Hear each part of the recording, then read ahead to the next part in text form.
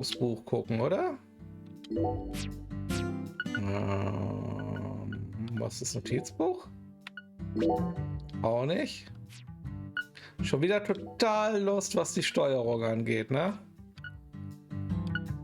Daran erkennt man den Pro-Gamer. Da war unser Verschwörungsboard. So, genau. Liest-Klassen war die Tote. Gelina Klassen, nicht Emilia. So, Gelina Klassen, die Mutter, die ist nicht mehr missing. Die haben wir gestellt in einem epigen Fight. Sie hat offensichtlich mit einer Axt ihre Tochter umgebracht. So, Daniel Clarkson ist ihr Stiefvater. War es ihr Stiefvater oder ihr leiblicher Vater? Leiblicher Vater, ne? So. Dann haben wir den sehr, sehr mysteriösen PJ Clarkson, den Head der Family. Und ja, dann gucken wir mal. Raven Yahoo. Raven Yahoo ist unsere Schnellreisefunktion. Und diverse andere Leute. Concierge, Chefs. Was haben wir hier? Ah ja, Melvin Woods, die mysteriöse Candy Woods, die Mutter von Patricia, die wir auch noch nicht gesehen haben. Die ist wahrscheinlich am Ende super wichtig. Und dann gucken wir mal. Also mir fehlt ein bisschen der Hungan. Ist der Hungan hier irgendwo aufgehangen, unser Wahrsager? Auch nicht, ne? Okay.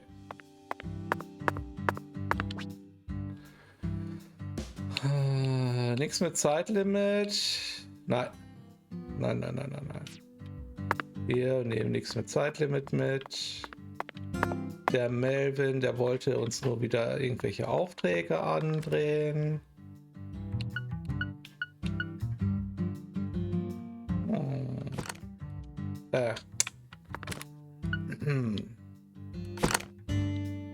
Hä? So.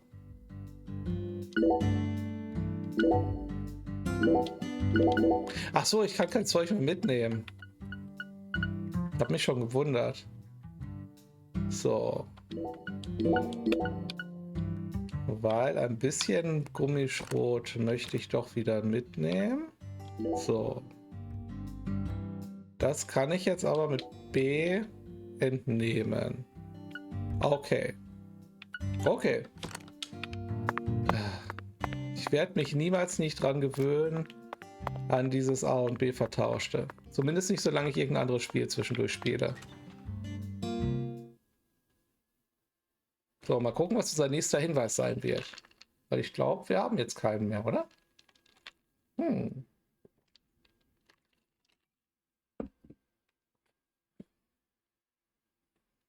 Lad.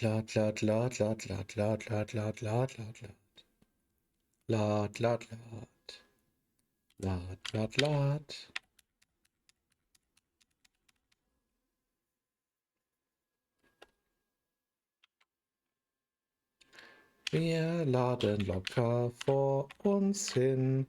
Vielleicht kommt sicher voll die coole Filmszene, die sich zu laden lohnt. Aha.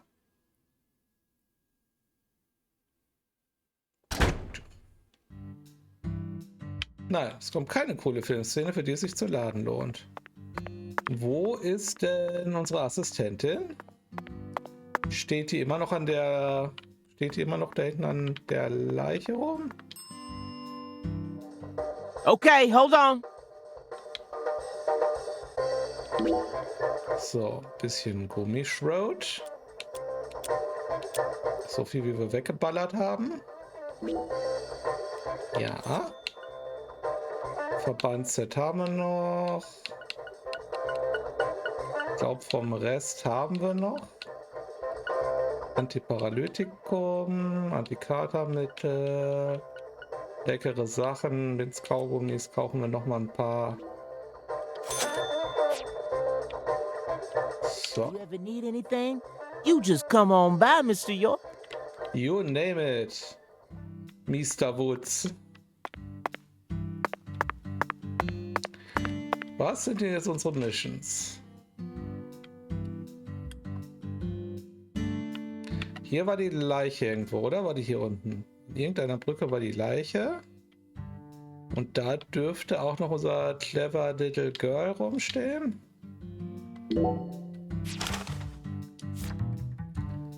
Bringen Sie... Ach, wir sollen die Informationen sammeln. Wo die Informationen schön wohnen.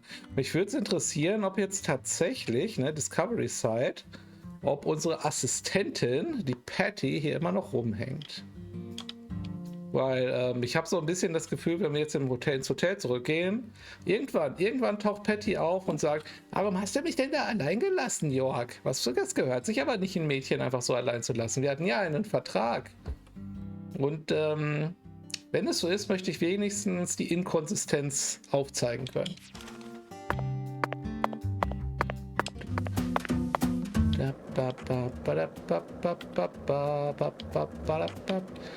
Ist das die richtige Richtung? Ich hoffe ja.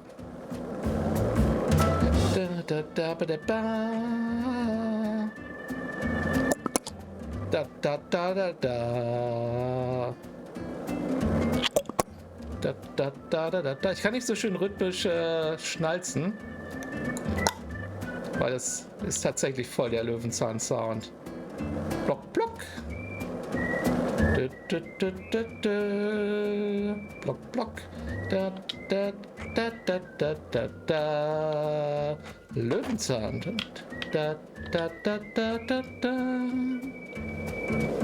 Das klingt voll nach Löwenzahn.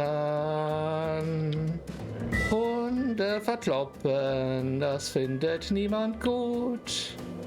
Ich hoffe, dass sie auch böse sind in diesem Spiel.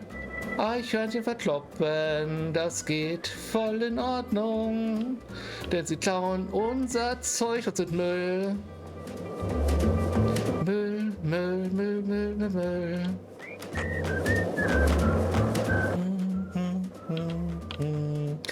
Jedes Tier, was uns beklaut, ist Müll. Es gehört in einen Trash-Compactor rein. Wenn es unser Eigentum nicht respektiert. Wir mögen alle Tiere, doch nicht, wenn sie uns bestehlen. Dann tun wir sie quälen, damit sie es lernen. Das ist okay. So, hier muss das doch irgendwo sein. Ich hätte einfach die Schnellreisefunktion nehmen können. Fällt mir da ein. So. So, auf welcher Seite war es? Wahrscheinlich auf der anderen. Es ist immer auf der anderen. Nein, es ist nicht.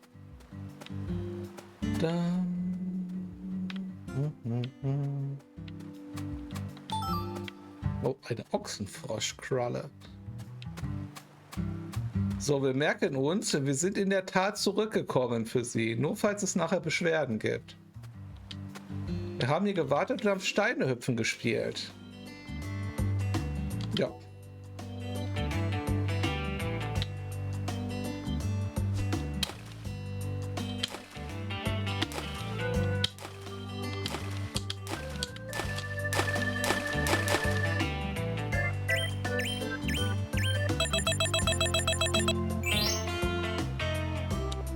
So, ja, einmal noch.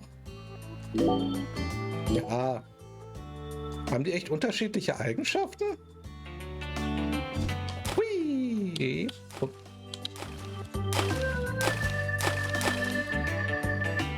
Das war scheiße. Und einmal noch.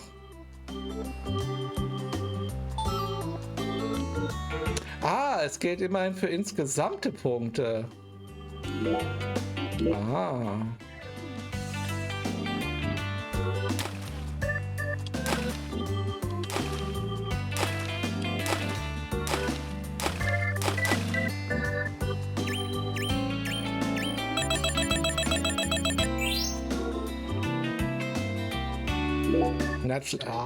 Einmal noch.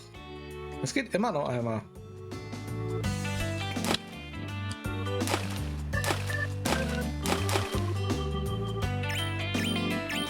zu wissen.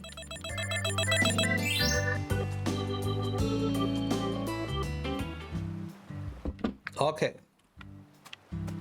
Dip, dip, dip, dip, dip. Dip, dip. Das gilt es herauszufinden.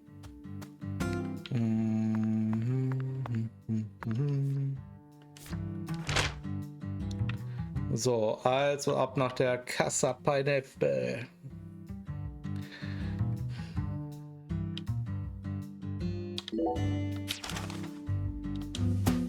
Ja, ich könnte auch die Schnellreisefunktion nehmen. Aber ich möchte mich erstmal ein bisschen akklimatisieren. So, das ist eh die falsche Richtung.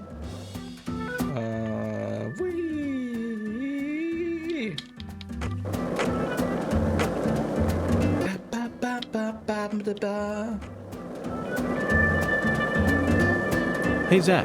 No, nothing. Just felt like saying that. Könntest sowas mal voll sein lassen. Quatsch zu erzählen, das ist doof. Quatsch zu erzählen, voll unnötig. Das reimt sich nicht besonders. Aber das macht mir überhaupt nichts. Ich fahr zum Hotel und da wird ordentlich gechillt. Wenn ich das will, dann kommt auch eine Ziggy mit dazu. Was raucht der York? Tabak wird's wohl nicht sein. Er ist vom FBI und tut seine Drogen rein.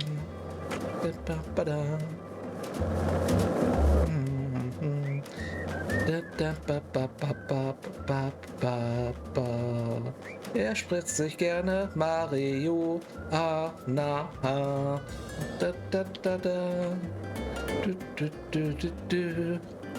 So eine fröhliche Melodie, der Law Enforcement Blues. Einen freundlichen Gruß vom Law Enforcement Blues. Ja, ich höre schon auf.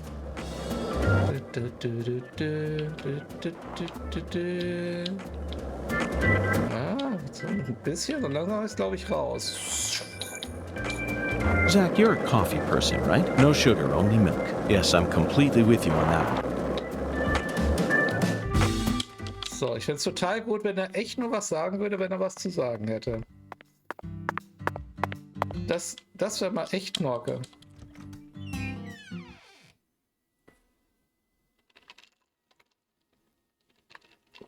Ich glaube, das hatten wir schon mal.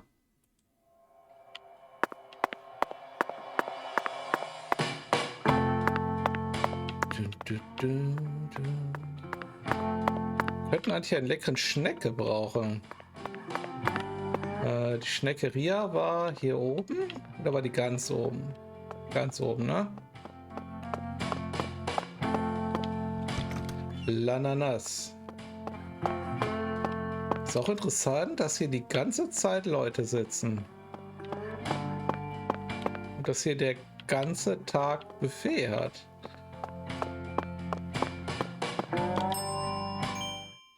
Now that's what I'm talking about. You can't get fine eating like this at any of those diners out there. So make sure you enjoy it. Was gibt's denn Leckeres? Wir haben jede Menge Kohle. Ich meine, im Endeffekt wird er eh nur einen Kaffee trinken. Meeresfrüchte. Garnelen. Ja, komm. Komm, lecker, komm.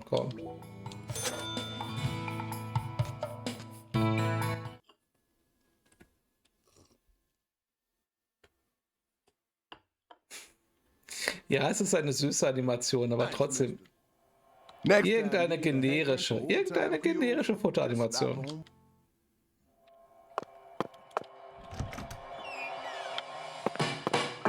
Also dann stelle ich mir irgendwann vor, dass halt wirklich in seiner Tasse die Meeresfrüchte drin sind. Das wäre ein bisschen ekelhaft.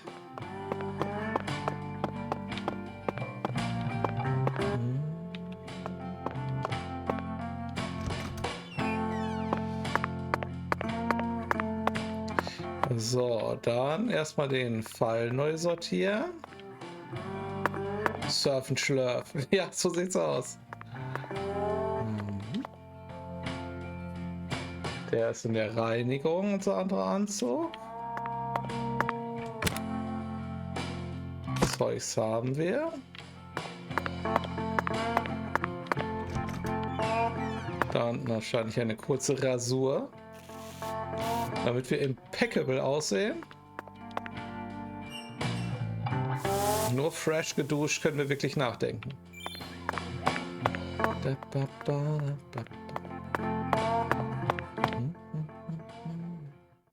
Zach, let's go over our progress.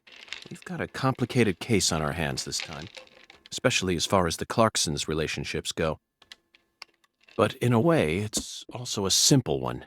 Ist das? Understanding them on a deeper level is the most efficient way to uncover the truth behind all this. That's the one thing I'm sure of. Na gut.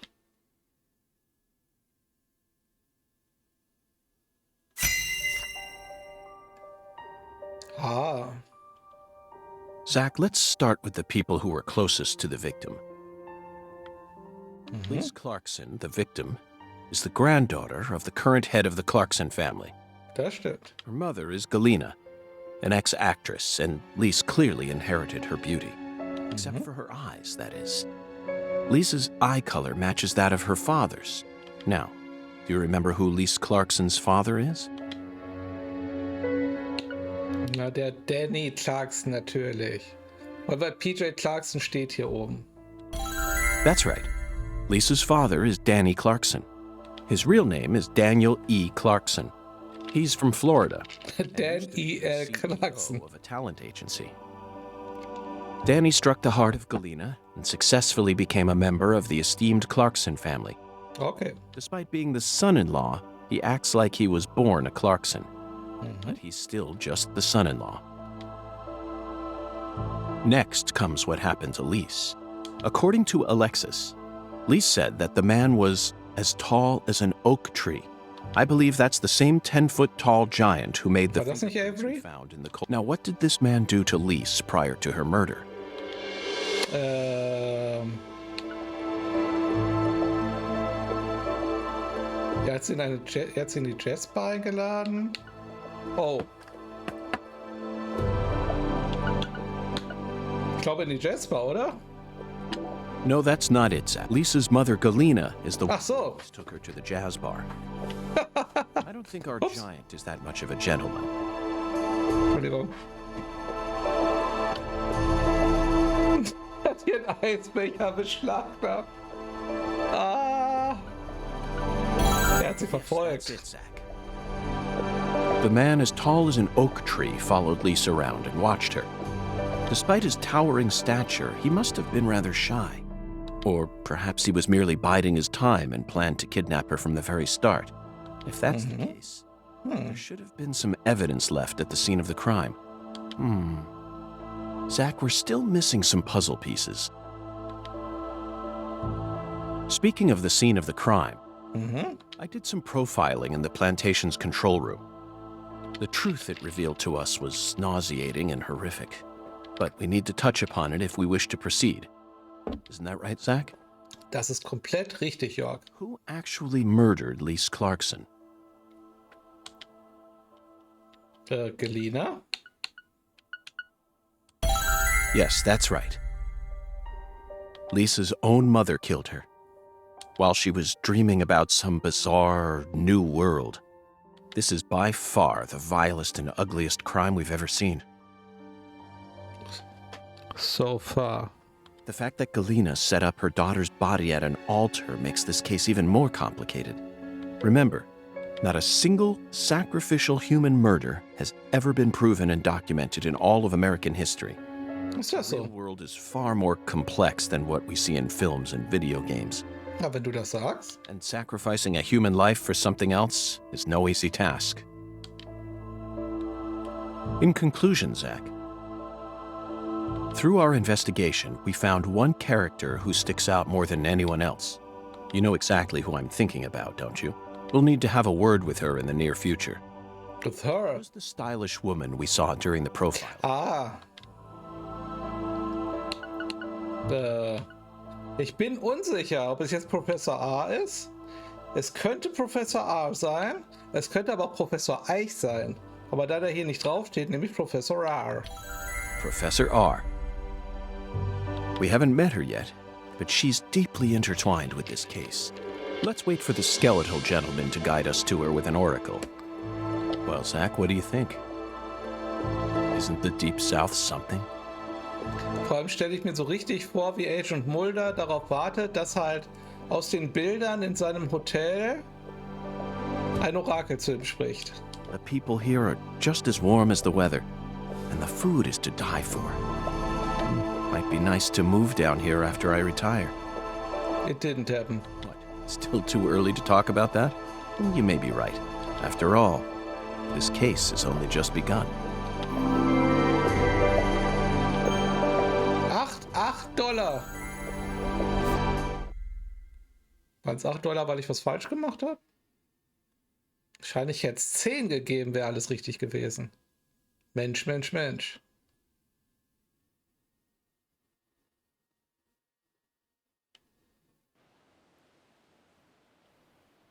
Was passiert da? Galena can't be the killer. They're making all this shit up. Ah, das ist der PJ, ne?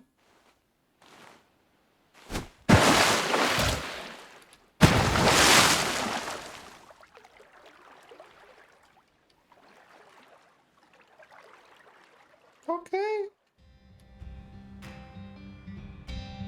If what you say is true, Daniel, how do you plan to prove it?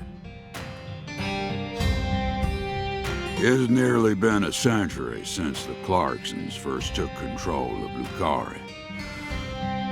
100 years. I always thought my legacy would live on for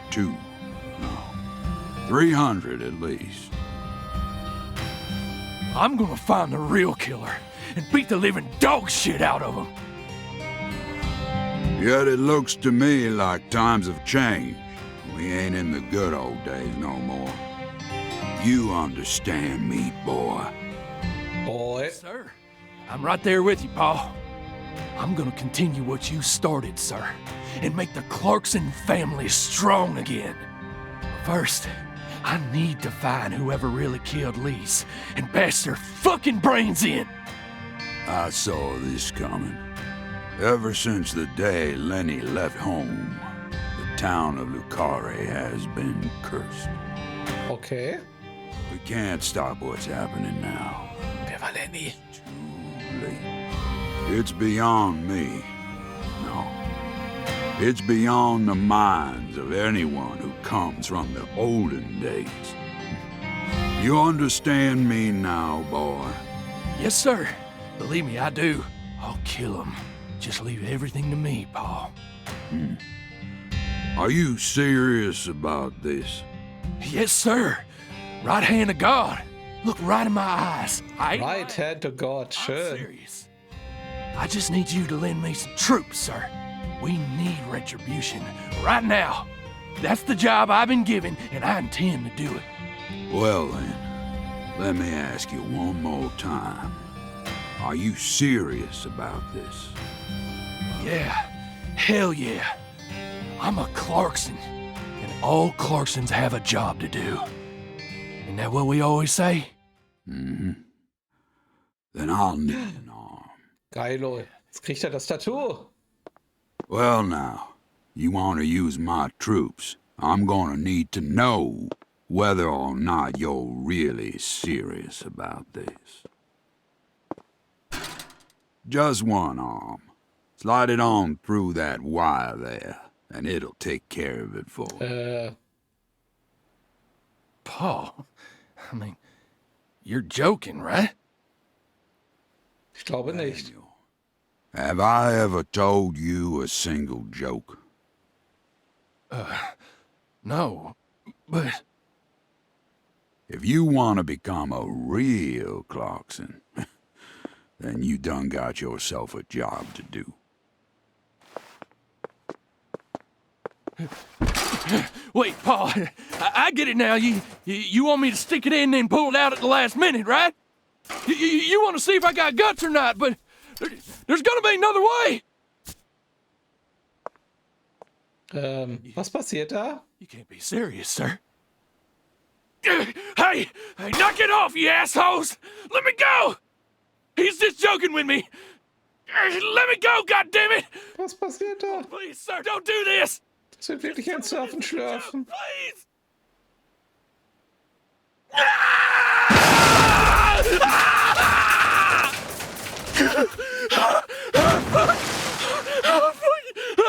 Okay.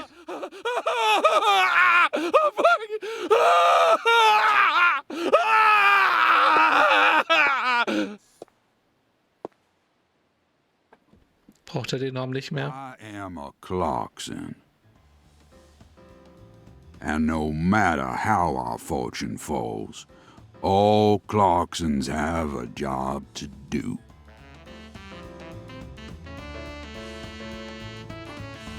That be the law of this land. That escalated intensely. Warum sieht er aus wie Steven Seagal?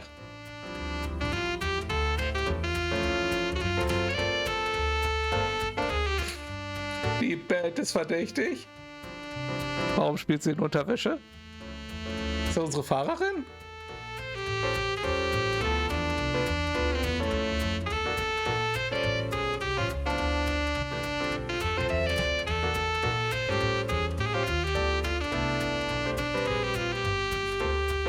Ich bin ein Clarkson und wir sind echt extrem dämlich.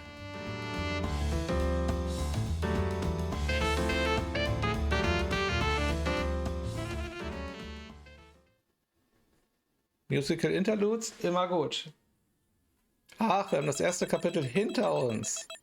Deswegen gab es Musik. Oh, S-Ranking, vielen Dank, liebes Spiel.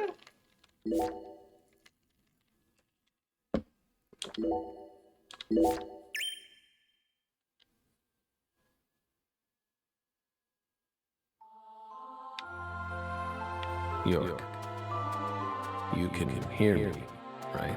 I'll Okay. be with you soon. I'm not sad. Honestly, I can't wait. It's all I think about lately. I mean, we'll be together again. We'll get to discuss movies, food again. Everyone around here has bad taste. They don't understand things the way we do. It's a shitty world filled with shitty people. Oh, der einsame Zack. That reminds me.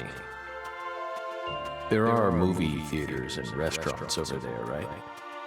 As soon as I get there, let's go grab some peanut butter hamburgers and yogurt smoothies. I'm so excited, York. Geht er jetzt über die Regenbogenbrücke?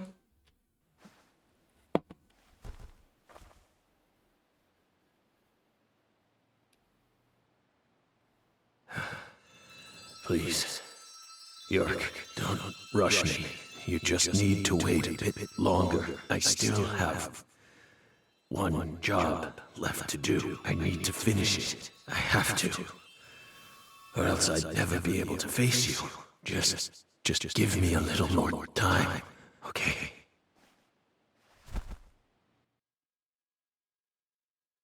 Okay, er kann also noch nicht sterben.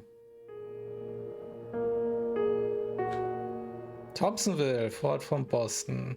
Ach, wir sind wieder in der Wohnung von Zack. So, Lisa's mother, Galena Clarkson, confessed to murdering Lise.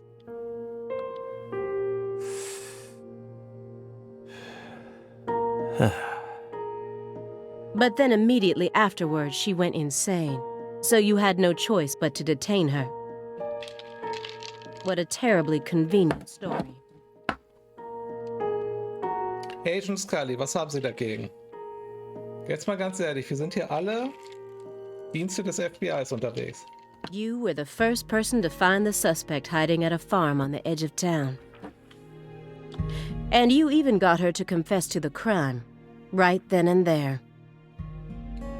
Hat er Ihnen jetzt das mit dem Bosskampf erzählt? frage mich gerade, was für eine Art von Erzähler er ist. Did anyone else get a chance to hear Galena's confession? Only us. How did you even find that shack in the first place?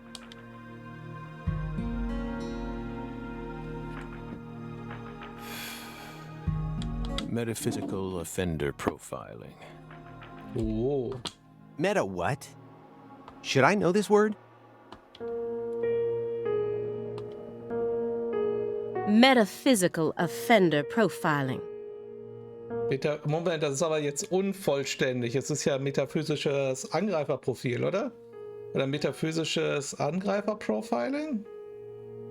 The term appears 6 times in the Lucare report and 14 times in the 2010 Greenvale report. Aha. Ich hoffe, Sie spoilern nicht zu viel davon. Ich würde ihn ja gerne mit euch noch spielen. As long as you're solving cases, the people in charge don't really care what sort of words you use. But we're different. You utilized a highly abnormal method to instantly hone in on a suspect. Then you did it again and again. And every time you used it, one term kept appearing in your files. Metaphysical offender profiling. Mr. Morgan, would you mind explaining to us what this term means? Jetzt bin ich mal echt gespannt, wie er das erklärt. We could try. But no matter what words we used, you'd never be able to understand. You see, it doesn't pertain to this side. Come, my fairy. Stop hiding back there and give them the explanation they so desire. What?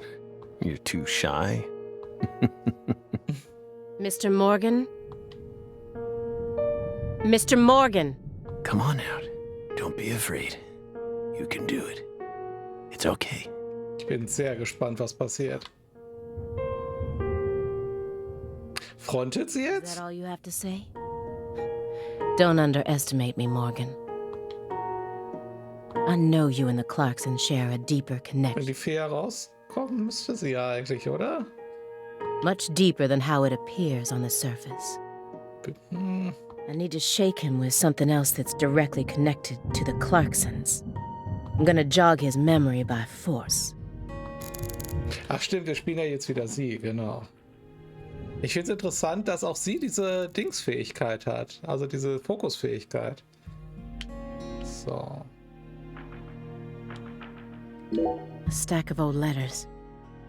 These must be the letters that he mentioned in the report. Francis Morgan, Thompsonville Flats, Thompsonville... Okay. Ich finde das so krass, dass sie diese mega eckigen Dosen haben. Herrlich. That dragonfly mark proves it. Ach stimmt, die sind aus Le Carré, genau. Das habe ich jetzt gar nicht angeguckt. A stack of old letters.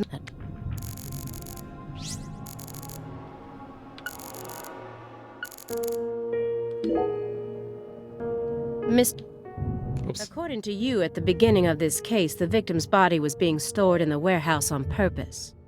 Is that the truth? They really put her body there alongside food and other perishables? It's in the report. No. The report only says it was stored using the most effective and shockingly inhuman method possible. Das schreibt man in einem Report? If you can think of a better phrase, we're all ears. The report isn't wrong, you know. In fact, that might actually be the most accurate way of describing it. It's precise, and it's also kinda poetic. In welcher Form ist das precise?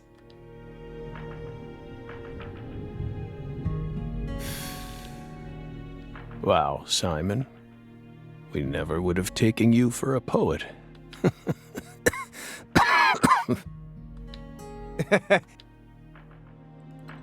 You two think this is a joke? Lise Clarkson's body was discovered in that cold storage warehouse after 14 long years. If you'd only done a proper investigation, we probably would have found her much sooner. That poor girl. We still regret the fact that we never got to meet her. We're sorry, from the bottoms of our hearts. I only hope it didn't happen that way by design. Möchte sie ihm den Mord anhängen? Will you comfort me? Thank you, my fairy.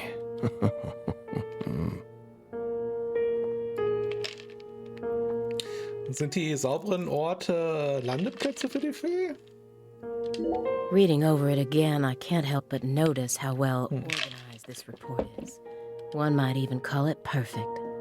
Except some parts have been redacted in an extremely suspicious way. Why are all these places blotted out? Na gut, das wird er ja wohl kaum selber gemacht haben, oder? Reading over one, except what? Mr. Morgan, I noticed that several parts of this report have been redacted.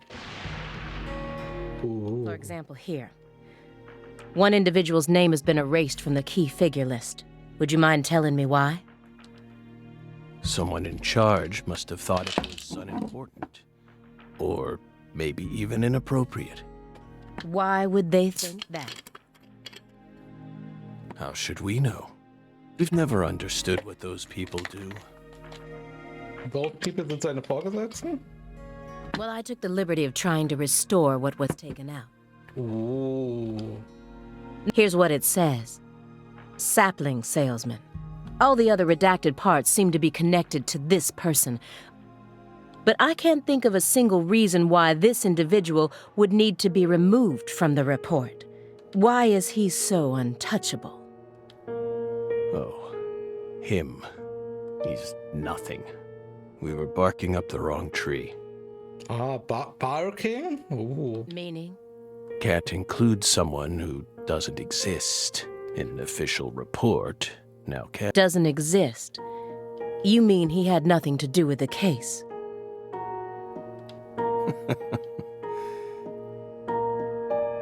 Yeah, you could say that. Sehr mysterious. Das ist natürlich der Vorteil, wenn man schon weiß, welche Person gemeint ist. Those letters look very old. The postmark suggests they were sent out from Louisiana. And I suspect that... Maybe. So what if it does? A stalker has been harassing Patricia Clarkson for several years now. Did you know about this? Constant silent phone calls, unmarked letters. She also spotted a suspicious figure lurking near her mansion several times. Das werden wir ja wohl kaum gewesen And just sein. last week, her employees spotted a strange figure lurking in the vicinity.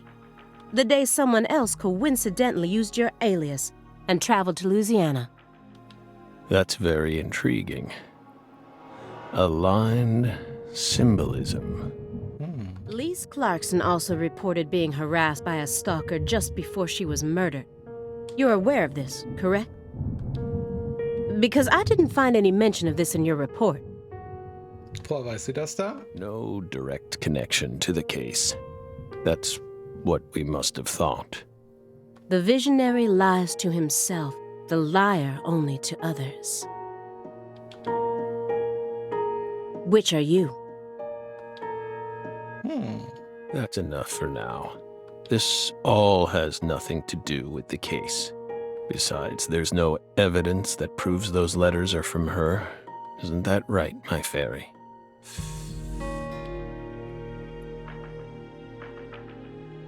I knew it wouldn't go that easily. Maybe I should try asking my questions in a different way. I could use Agent Jones here.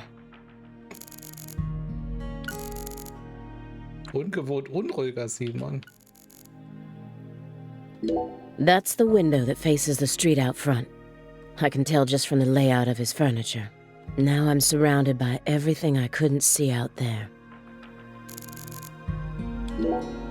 This is a nice building.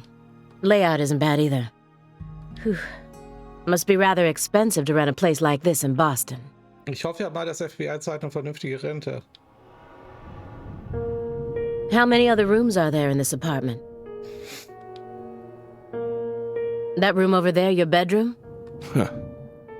Why so curious, Belle? It almost sounds as if you're seeing this place for the first time. Aside from the hardware shop on the first floor, Every apartment in this building has the exact same layout. We're well aware that you studied the layout of this apartment before you came to see us. There's no need to act so roundabout. Just be honest. Say it. I want to see your bedroom. Ich weiß nicht, ob ich das Zack gegenüber sagen würde. Well then, Doesn't mean we'll let you see it, though.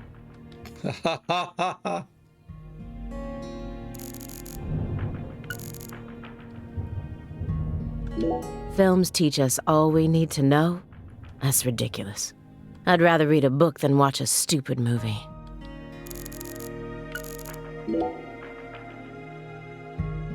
It's bugging you, isn't it, Aaliyah? Huh? I get it. It's bugging me too. It's even got my heart racing a little. I mean, look at this. Nothing but DVDs. Not a single Blu-ray in sight, just pure, unadulterated DVDs. Was ist denn unadulterated an DVDs? Was ist so schlimm an Blu-rays? And he's got VHS tapes too. Ich meine das Spaceballs. Spaceballs ist schon mal gut. Was sieht man noch? Ich glaube, die anderen kann man nicht erkennen.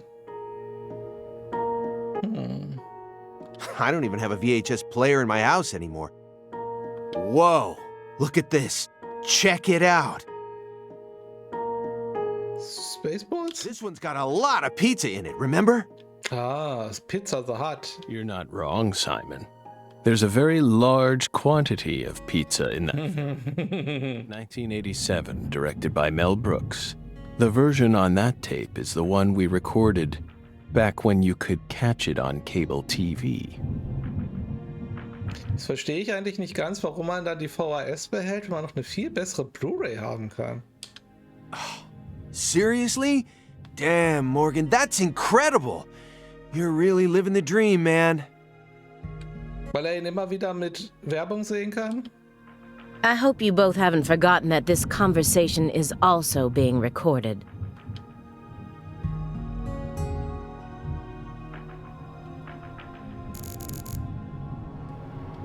Agent Jones is completely checked out, despite the fact that we're heading deeper and deeper down the rabbit hole here.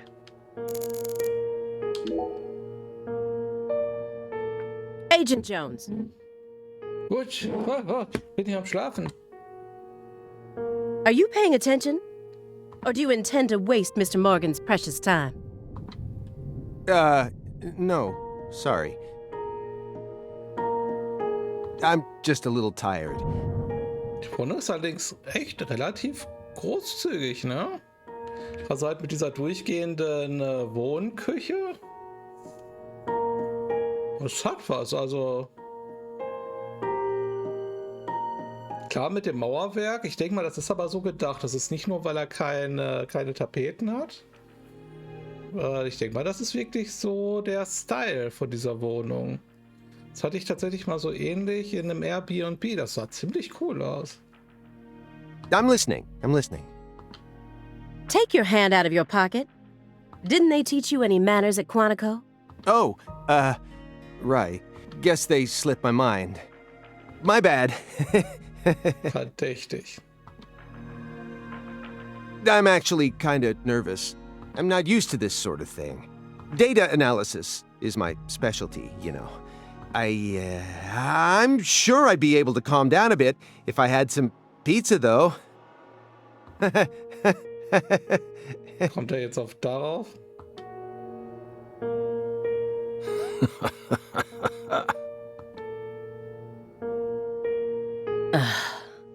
The FBI needs to do something about their lack of personnel. I'll have to ask the questions myself. Das war jetzt wirklich oddly specific. But how should I start? Maybe I should look back over the files and calmly reassess the situation. Was denn sonst? Ah. An elegant antique lighting fixture. And most of his... Why is his room such a mess then? This is why, instead of calling him a dangerous person, they've labeled him a high-functioning sociopath. Ich muss zugeben, meine Wohnung sieht auch nicht viel besser aus im Moment.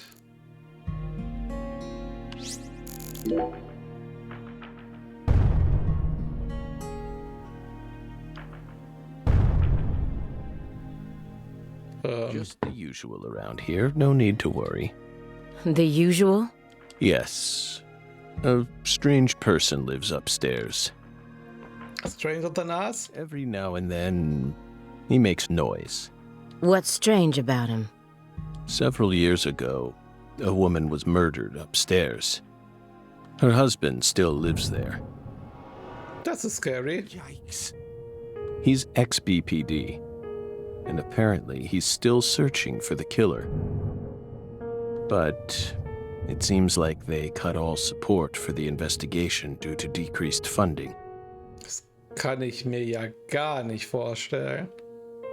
Puh, dann auch wirklich in der Wohnung zu leben, wo die Frau ermordet wurde? Boah.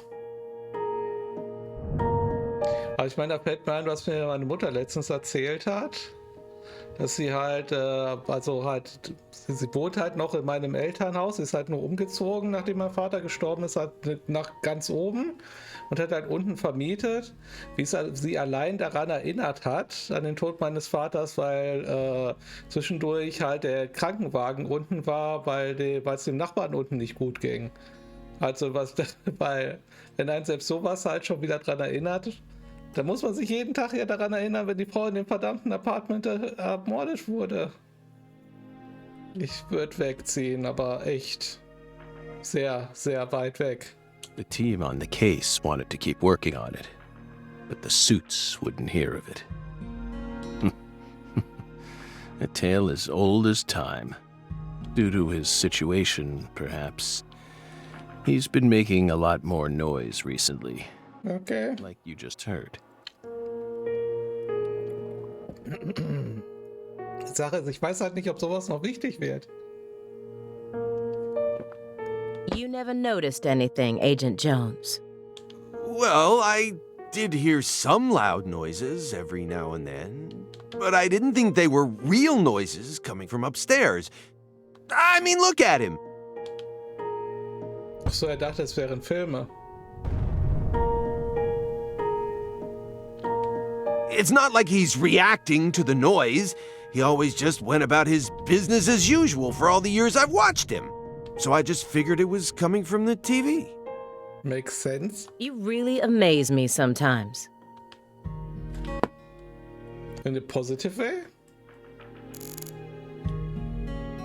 So far, everything checks out with the report. But there were always some parts of the report that didn't make sense. He expects me to believe he just happened to solve a case this difficult while he was on vacation? And metaphysical offender profiling? I won't let him distract me with his fancy made-up words. After you arrested Galena Clarkson, you had a run-in with the Clarksons. Das ist interessant, dass hier Presiding Agent auch Francis 7 Morgan steht und nicht Francis Y Morgan. Bei Greenwell macht es ja Sinn, aber hat die Ermittlung nicht York abgeschlossen? At least that's what it says in the report. What exactly happened there? Just a simple run-in, that's all. Nothing but a single phenomenon. Chasing hollow instances like that won't lead you closer to the truth. Truth doesn't work like that. A hollow phenomenon, which resulted in a mountain of corpses.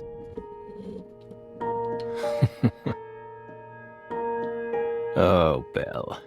We think we finally understand what you're trying to say. But don't be so voracious. Voracious. How about another cup of coffee? We've still got a long way to go, you know.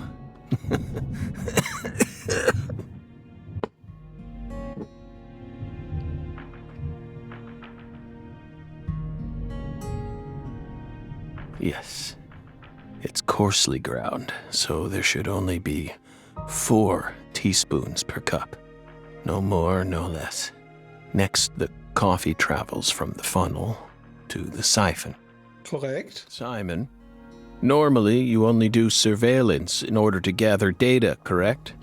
Hiding microphones and cameras, sifting through garbage, wiretapping, shadowing, tracing credit card histories. You'll do whatever it takes to gather data in order to prevent crimes. That's how the FBI works. Well, yeah, you're right. No reason in hiding it now, I guess. Why do you ask? Our Southern Belle has adopted a very peculiar MO. It's almost like she has a special power, just like us. Oh, vielleicht hat sie das ja auch.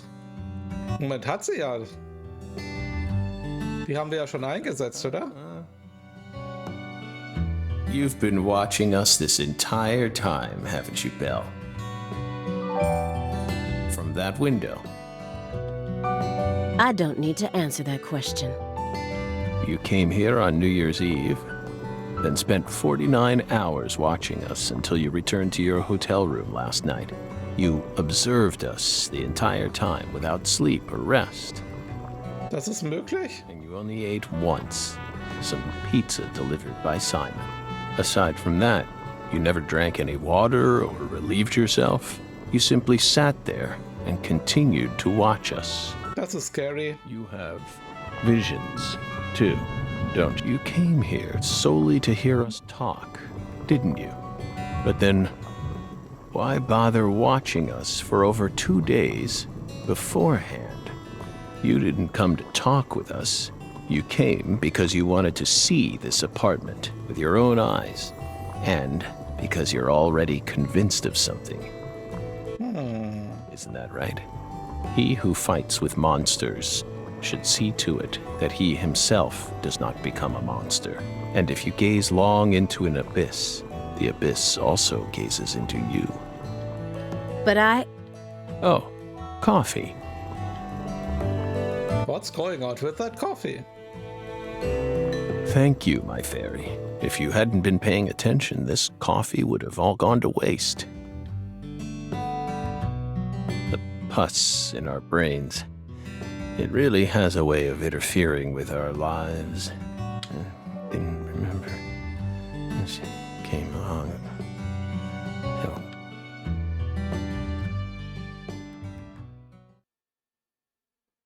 Hat er wirklich einen Hirnturm? Ich dachte, er hat Lungenkrebs. Dann habe ich nicht aufgepasst.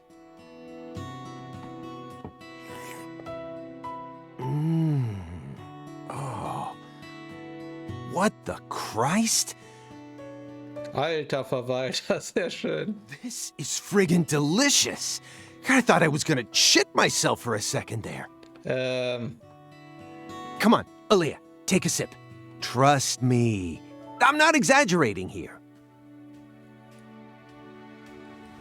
Oh, richtig heißer, richtig schwarzer Kaffee. I don't believe it. Ach, wenn der so richtig heiß und schwarz, dann ist er so richtig lecker. It's better than any coffee I've ever tasted. Of course it is. Coffee is a sacred drink. Coffee saved us. If not for its oracle, we would be on the other side right now. Das stimmt allerdings. So I never forget to pay my respects to coffee. Das ist eine weitere Anspielung auf den ersten Teil. Especially at critical moments like this.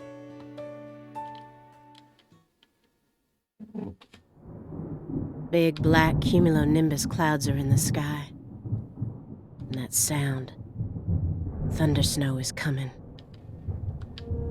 Genau, Salvation in the coffee. If he actually had a hand in this, it would explain why Lisa's body was left frozen for all that time. The body wasn't stolen. It wasn't that he couldn't find it. He just left it there. It's definitely a possibility.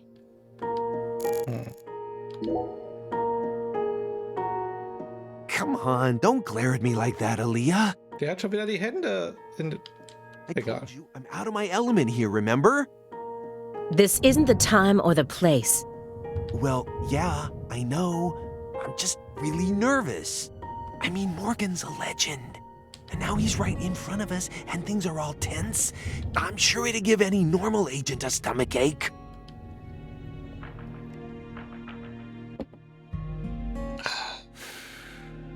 Incidentally, Simon, why did you decide to stop working out in the field? Don't ask. It's a long story. I don't mind. We have lots of time, don't we? I could even make you another cup of coffee, if you like. Schwing.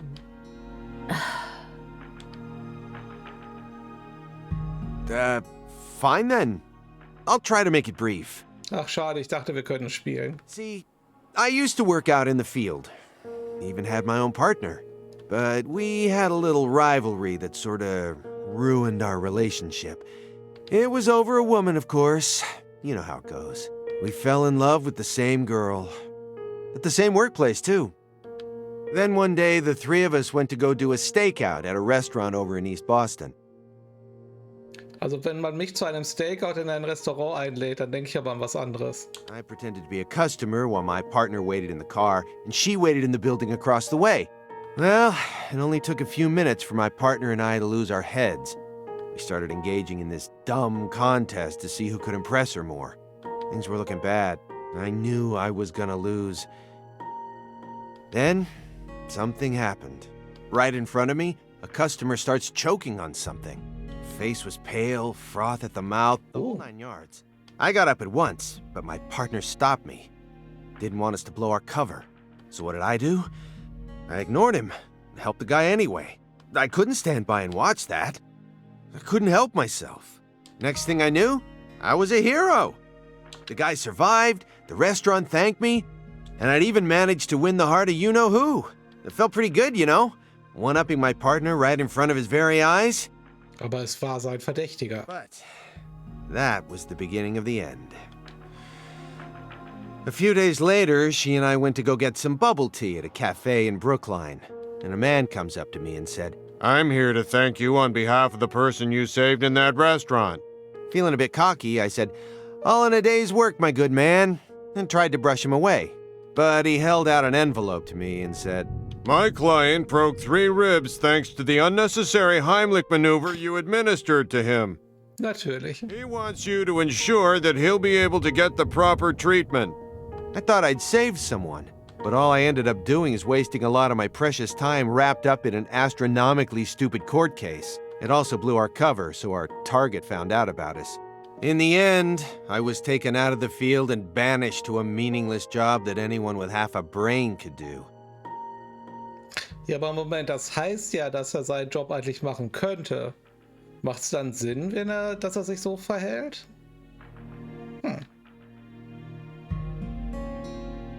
Oh, sorry, I didn't mean it like that. Of course, I also lost the love of my life and went back to being a lonesome loser.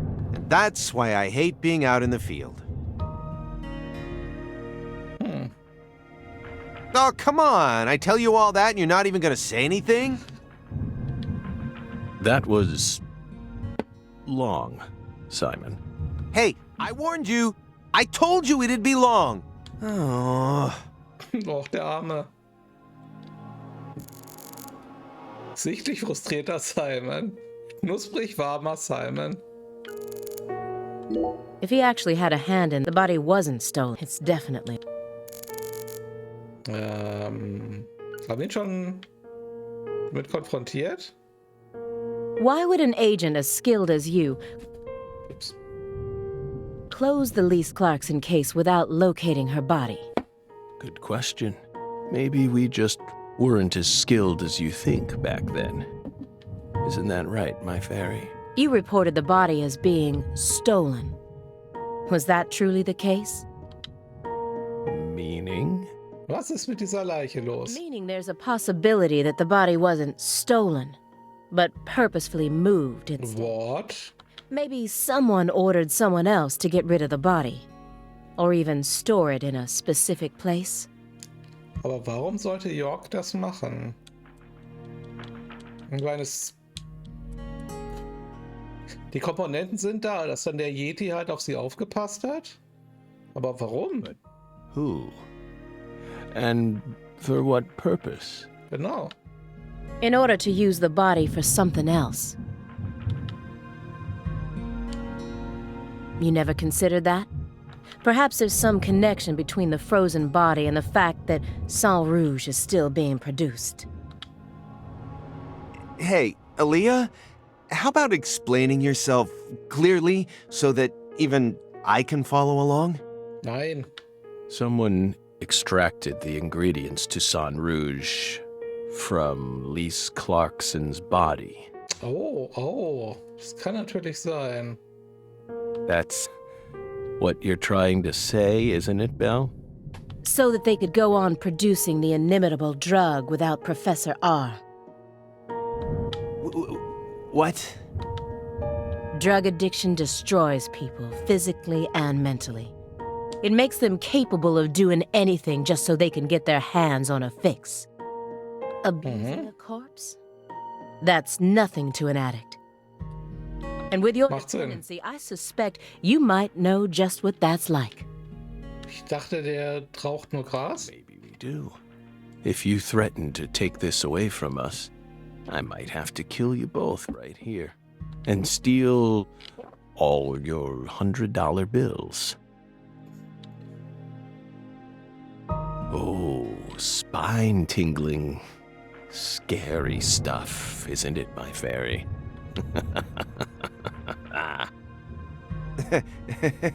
You sure got a twisted sense of humor there, Morgan.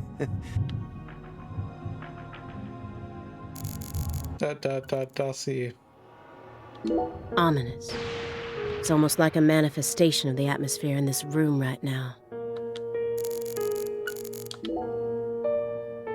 Ist das Fenster nicht offen? Nein, ist zu. Do you hear that thunder? It's probably gonna snow soon. We're in Massachusetts. That's the norm for this time of year. Well, I'm not used to the cold.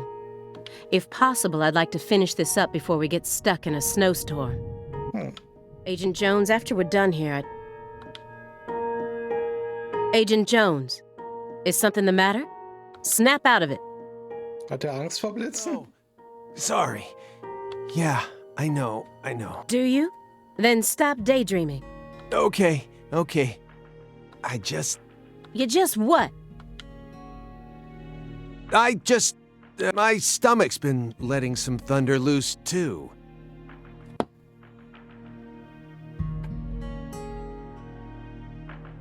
Hast du gepupst? Thunder? That coffee was just so good, It what? We don't... The coffee was just so good, it, summoned forth a massive tsunami from within me. Du musst mal kacken, sag das doch einfach. Excuse me? Nase in den Fahrtwind gehalten, so sieht's aus. What is wrong with you? Now is really not the time for this. Genau, kacken Sie sich bitte in die Hose, Agent. Right door at the end of the hallway. Thanks, pal. Hold on. You can make it. We can do this. It's not very far. Warum? We promise you, we did not put laxatives in the coffee. Coffee is a sacred drink, remember? Motherfucker.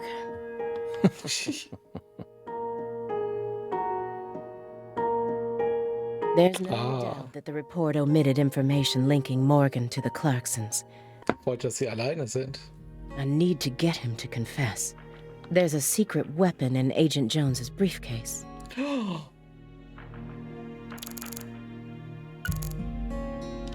He's chain smoking it non-stop. He's clearly dependent on it, which means he might be dependent on other drugs as well. Ist das so?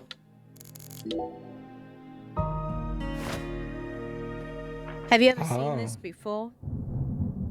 And No. don't say no. Sang Rouge, the drug we once chased. What about it? Sang Rouge is still circulating. It's changed shape and its composition is slightly different now, but it's still very much alive, but only in a very limited part of Louisiana. You aren't surprised? Did you somehow know this would happen?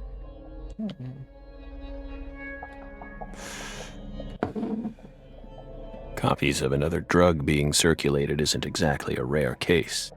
The Sang Rouge is special. The inimitable Enigma powder. The origin.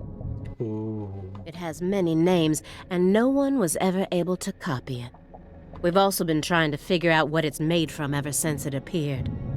Da müsste es dann vielleicht noch einen Toten geben? It's impossible to analyze. After all, it appears to be made from common ingredients that can be found anywhere. But if you try to use those ingredients, all you'll end up with is a mundane hallucinogen like DMT. No. Sang Rouge requires a special recipe. Es braucht noch Liebe. The original recipe, which someone's been guarding this entire time. Someone who survived the incident in Le Carré.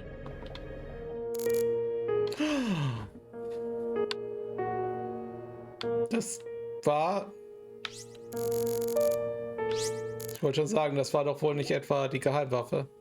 Mr. Morgan, I heard that you were always a smoker. Did you ever wonder if that was the reason you contracted your illness?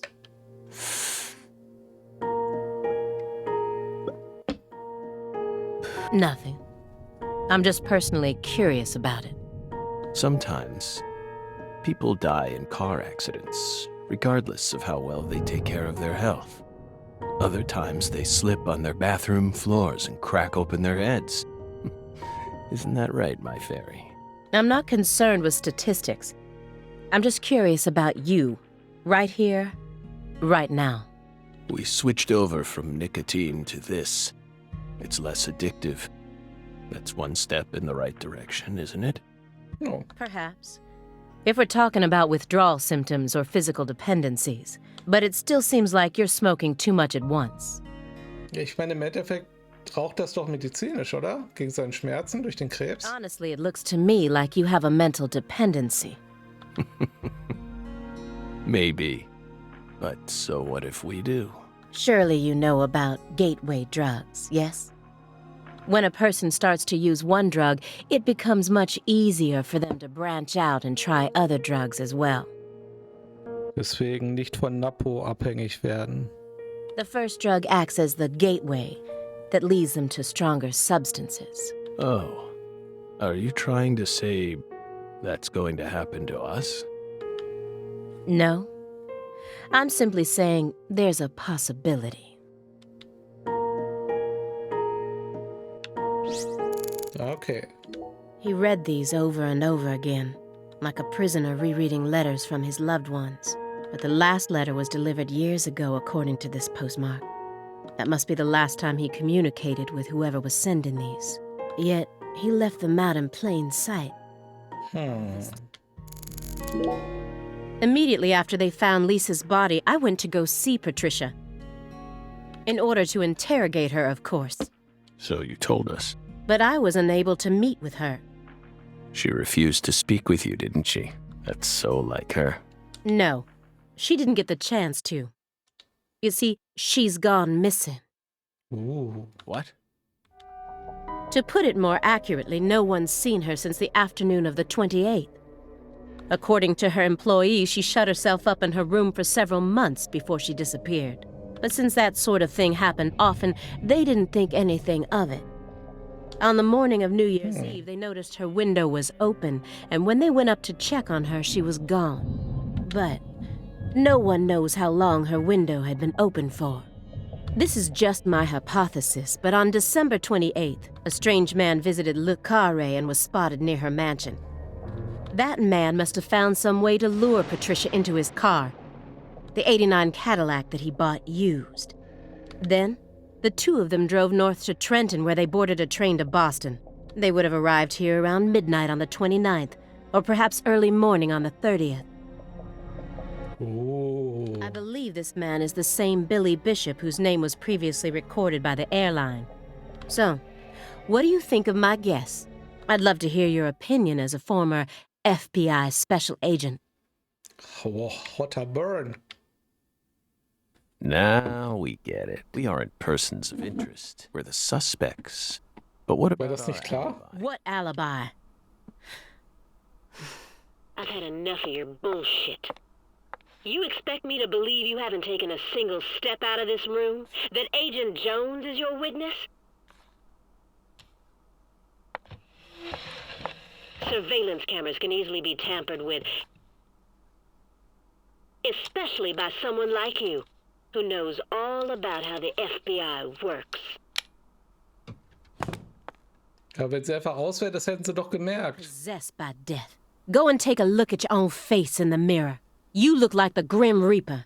After you visited both Le Carré and Greenvale, you left a mountain of corpses in your wake. You can make all the excuses you want. I'm immune to them. Right here, right now, I want to know everything. You tell me the truth. Yes!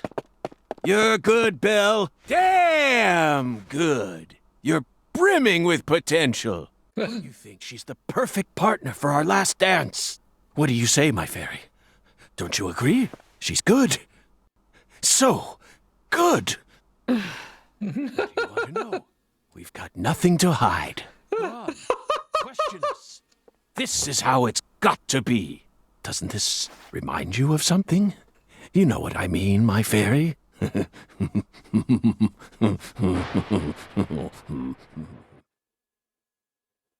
Gut, dass auch überhaupt nicht scary ist.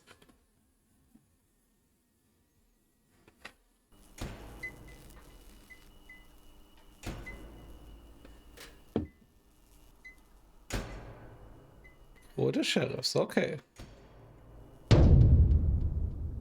Son of a... How did this... Ich mach mir keine Sorgen, überhaupt keinen, genau. God damn it!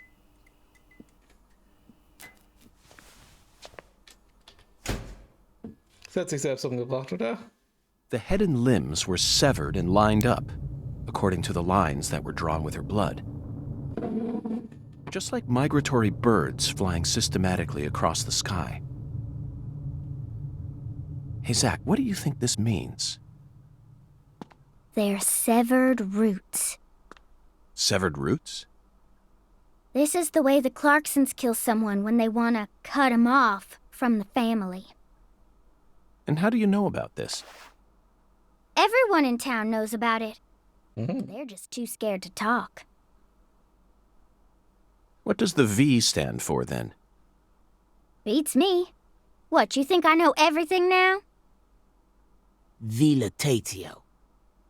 Was? Means quarrel in Latin. That's what the V stands for.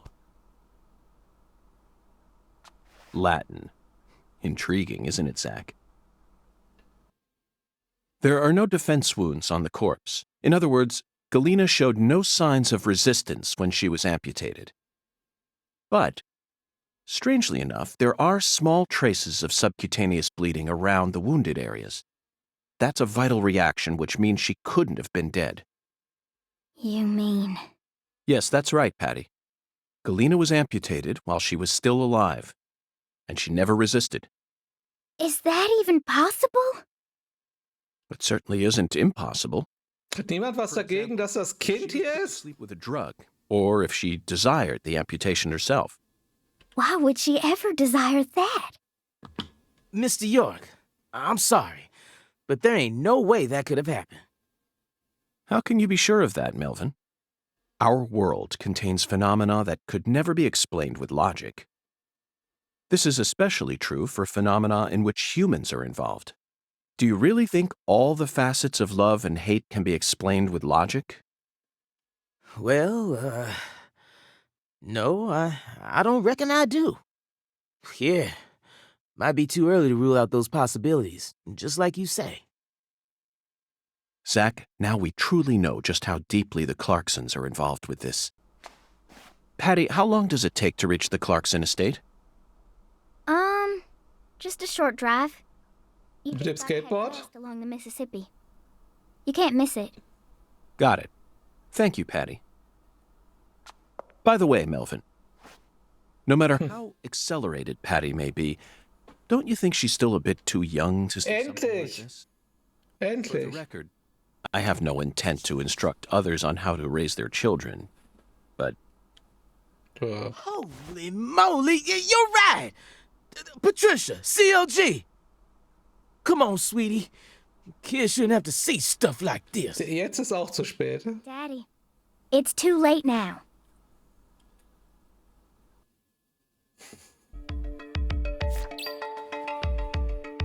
So, die wichtige Zeugin Galena. Nicht so... Ne? Oh, Leute, lasst mich das doch lesen. So, die wichtige Zeugin Galena wurde in ihrer Zelle ermordet. Es scheint, als würde das Haus Clarkson tief in den Fall verwickelt sein. So, ich muss mal ganz kurz austreten, liebe Leute. Deswegen gehe ich mal kurz mit euch auf den Pause-Screen. Aber dann geht es gleich weiter. Einen Moment.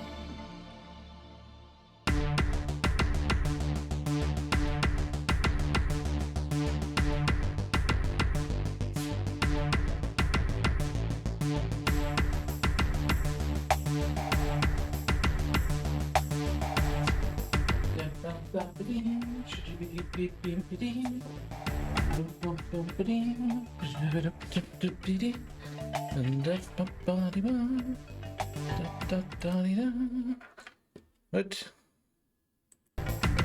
So.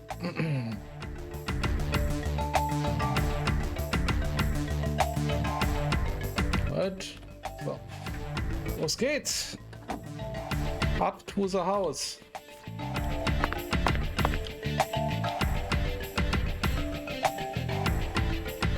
You sure you okay, CLG? I'm fine. Besides, I'm used to seeing stuff like that on CSI. Okay. You're the one who looks pale, Daddy. Well, it did shake me up. Sorry about that, Mr. York. What say we rest in the interrogation room till we all calm down, CLG? Sure thing, Daddy. I'm gonna go sit with Daddy for a bit, Agent York. Um ihn zu beruhigen. We can join back up later. Oh, okay, jetzt wird also wieder geschossen.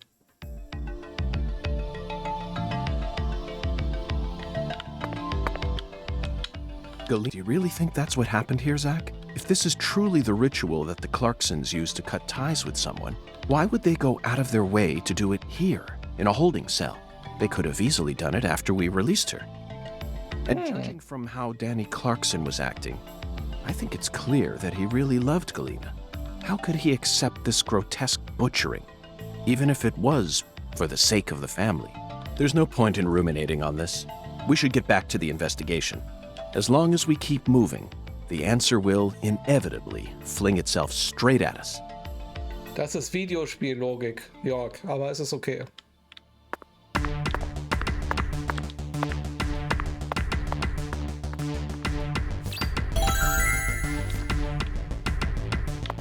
So, brauchen wir irgendwas an Snacks für den Weg? Gucken wir mal. Wir sind ausgerüstet, ne? Ja.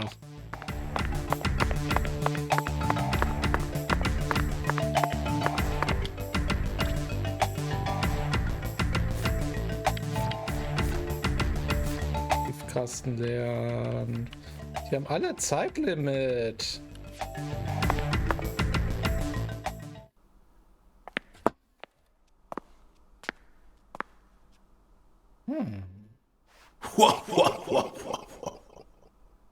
Da ist er wieder.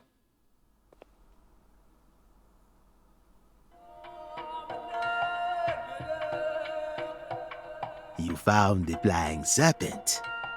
But now, the flying serpent will come to find you.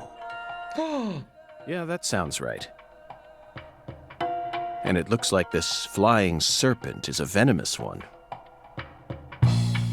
Some become feasts, while others are eaten alive. Which fate would you prefer? Both sound marvelous, but let me check with Zach. A fine answer.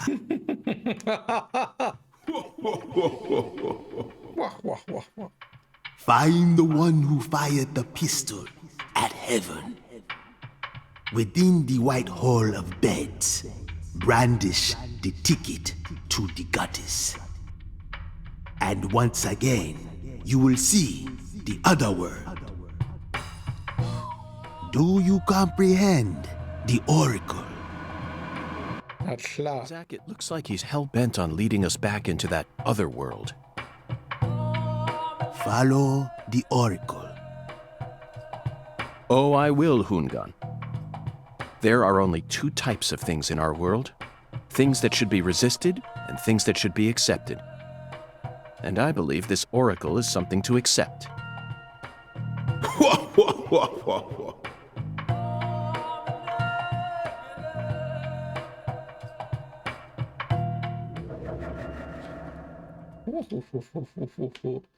Eine Reaktion auf den Witchdoktor finde ich ja einwandfrei geschrieben. Ja. Do you think we're crazy for believing everything that skeletal gentleman says? Der ist halt einfach so, hey, Hunger, da bist du ja wieder. No, we're not crazy. Not one bit. This is our destiny, that's all. Huh. But I shouldn't need to explain that to you, Zach. Ehrlich gesagt, nein. The one who fired the pistol at heaven. Firing pistols at the sky might be a rather common occurrence for the South. Remember? Young Guns, 1988, directed by Christopher Kane. There's that great scene where Emilio Estevez keeps firing his Colt M1877 up at the sky. Well, the film took place in New Mexico, didn't it? And the Oracle probably isn't referring to a situation like that. It's got to be for some purpose other than an attack or a threat. Raising a pistol up to the sky, then slowly pulling the trigger, kind of sounds like the start to a race. Don't you agree, Zach? Ein Race? Okay. Aber wo wird denn ein Race gemacht? Ich habe keine Ahnung, wo hier ein Rennen stattfindet. Unfortunately, Zach, you're wrong. We need to find someone. The one who fired the... Unfortunately, Zach, we need to find... The one who fired the... Unfortunately, Zach, we need to find... The one who fired the... Bingo, Zach. We're currently running a race here. And the one who started this murder investigation is indeed the one who fired the pistol at heaven. Was? In other words, the person who first discovered the body. According to the files, Lisa's body was discovered by Chuck Thompson, a crawfish farmer. Gut, das habe ich jetzt tatsächlich nicht ausreichend nachrecherchiert. Tut mir leid, liebes Spiel. Apparently works out of a fishing hut located in the marshes south of the bayou. Let's go pay him a visit. Who knows? We might even get to see some crawfish. Dann können wir die unboxen. What? Why isn't the murderer the one who started this race? Zach, this isn't like you. Of course the murderer isn't the one who started the race. The murderer's running it. They're currently in first place, and they're breaking all the rules.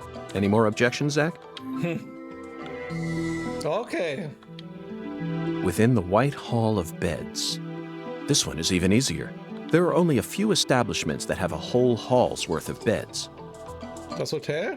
Especially in a small town like this. I'm sure you've already got a pretty good idea about what the answer is. Beds all lined up. Only an amateur would hear that and think it must be referring to a brothel. I mean, come on. Who would ever use White Hall as a symbol for a bordello? No, a white house refers to the same place no matter what country you're in. Kirche? Disinfectant, jars of medicine, and white smocks. That's right. It's a place where people dress in all white. And this town doesn't have any labs in it, which means there can only be one answer. You really think that? Sorry, but there's a more obvious answer. A place that anyone would think. Beds all lined up. Only an amateur would hear that and think it must be referring to a brothel. Come on. Who would ever use White Hall as a symbol for a bordello? You never disappoint me, Zach. Aber das Gebäude ist, weil das dachte ich eigentlich erst, wegen den, wie heißt's? Tombstones, aber das Gebäude an sich ist doch rot. It's a medical facility. They invite their patients into rooms full of beds where they're tended to. Ach stimmt, da ist ja, stimmt ja, da waren wir sogar. Das hätte ich sogar wissen können. Da ist ja eine Klinik drin. Ah, fuck. It's definitely a white hall, where you always manage to impress me with your intuition. Nach einem Fehlversuch. Really counting on you here, Zach, and I know I'll always be able to.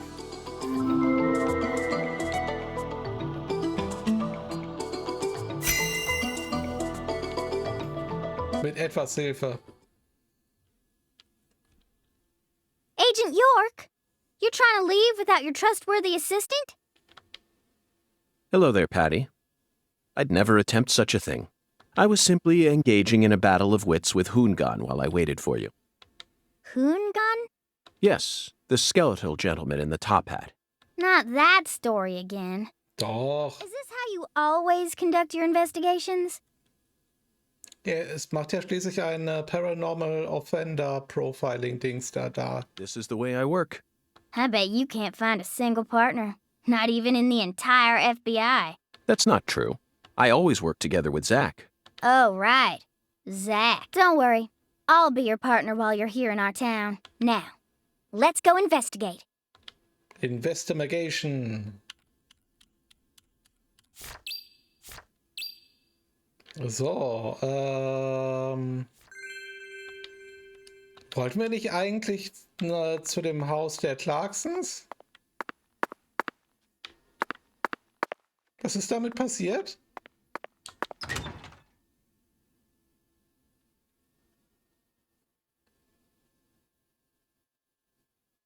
Ich wäre jetzt fest davon ausgegangen, dass wir als nächstes zu den Clarksons fahren, aber okay.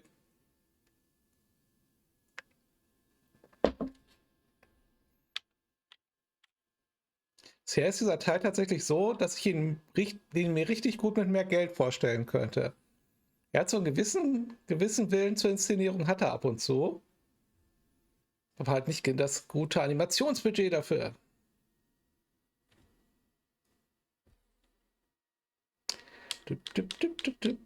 Das Budget für kürzere Ladezeiten.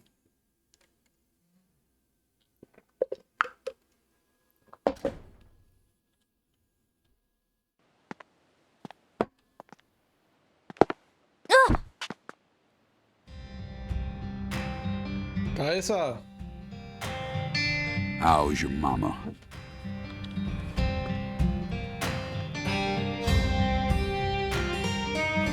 So, you're that hotshot FBI agent I keep hearing about.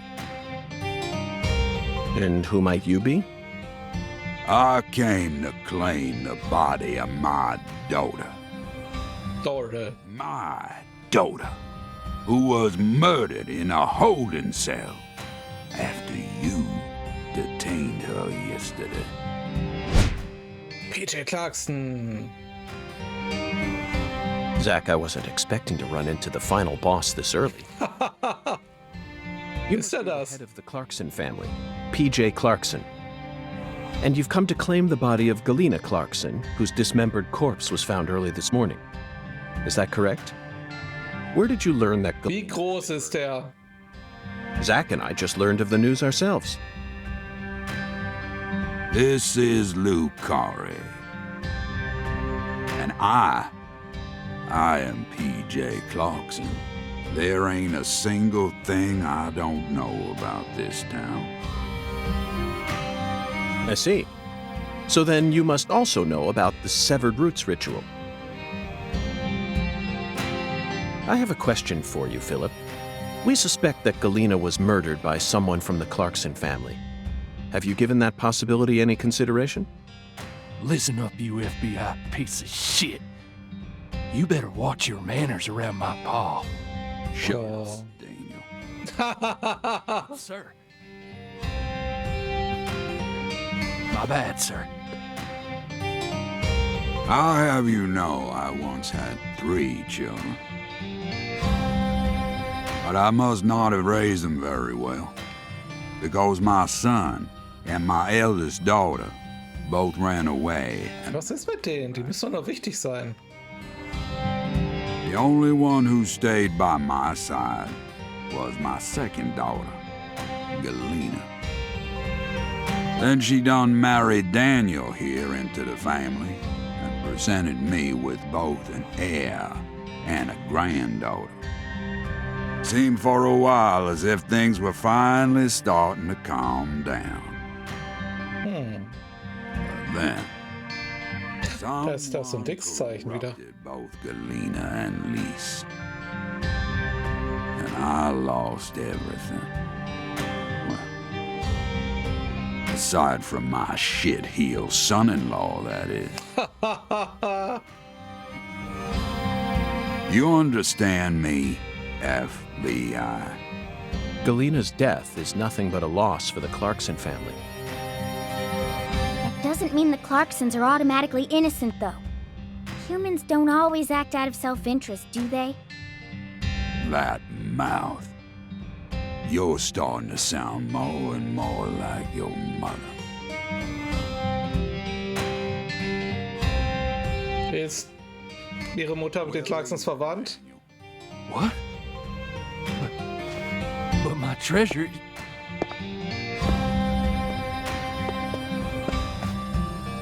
Now, whether you end up being an angel or a demon, I reckon you're the man I've been waiting for all this time. Ooh. Once you finish that autopsy and we're clear to take her home, I want you to give me a call. Interessant. Patty. So perfectly rural. Ominous statements, foul-mouthed insults. This town possesses a complicated system of communication that you just can't find in the city. Work-centric emails are so cold and lifeless. This is what true human connections feel like. Connections as visceral as blood itself. So, Agent York, what's next on your agenda? The last Irgendwas boss spielen. had gotten the jump on us, Patty. But I didn't let him shake my resolve. I intend to obey the skeletal gentleman's oracles, and that's that. First, we should head to either the home of the person who discovered Lisa's body or to the town's medical facility. Schauen wir mal. Well, Zach, what do you think? Patty seufzt. Also tatsächlich, der PJ scheint mehr zu stecken.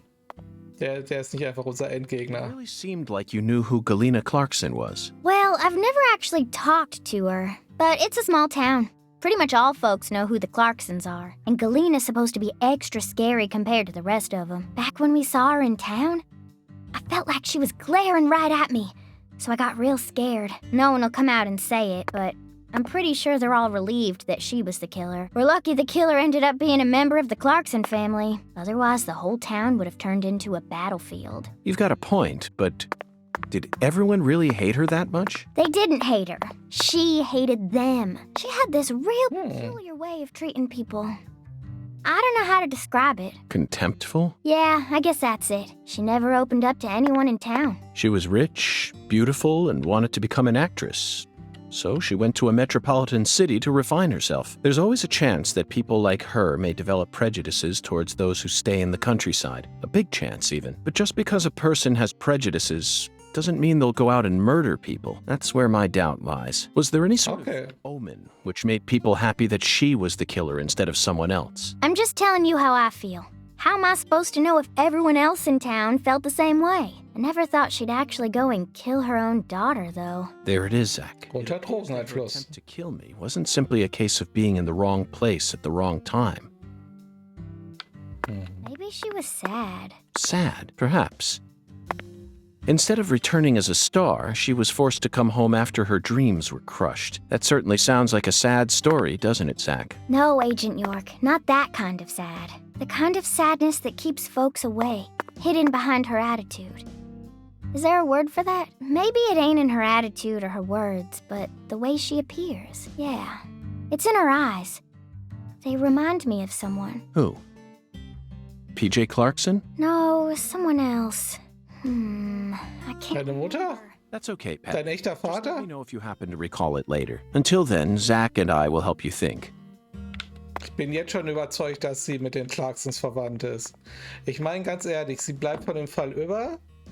Es wird erzählt, dass sie in einer Menschen wohnt. Also ich denke mal, sie ist eine Clarkson. Aber wahrscheinlich ist sie die Tochter von dem verschwundenen Sohn, oder? Ich denke mal, dass der verschwundene Sohn die... Moment. Vogel. So. Candy Woods ist tatsächlich irgendjemand anders. Obwohl natürlich auch verdächtig ist, dass man ihr Bild nicht sieht. So. Aber Candy Woods ist die Schwiegertochter von PJ. Und PJs Sohn war der Ehemann von ihr. Und somit ist Patricia die Enkelin von PJ Clarkson, denke ich. Könnte natürlich auch ganz anders sein. So. Was ist denn näher? Wir gehen erstmal zum nächsten, oder? Gehen wir zum weitesten weg, um das Spiel zu ärgern. Clarksons, Daniels Haus. Und das sind wir, nehme ich mal stark an. Wir wirklich überall noch hier hin können. Siehst du, would be lustig. Ja. Ja. Gut.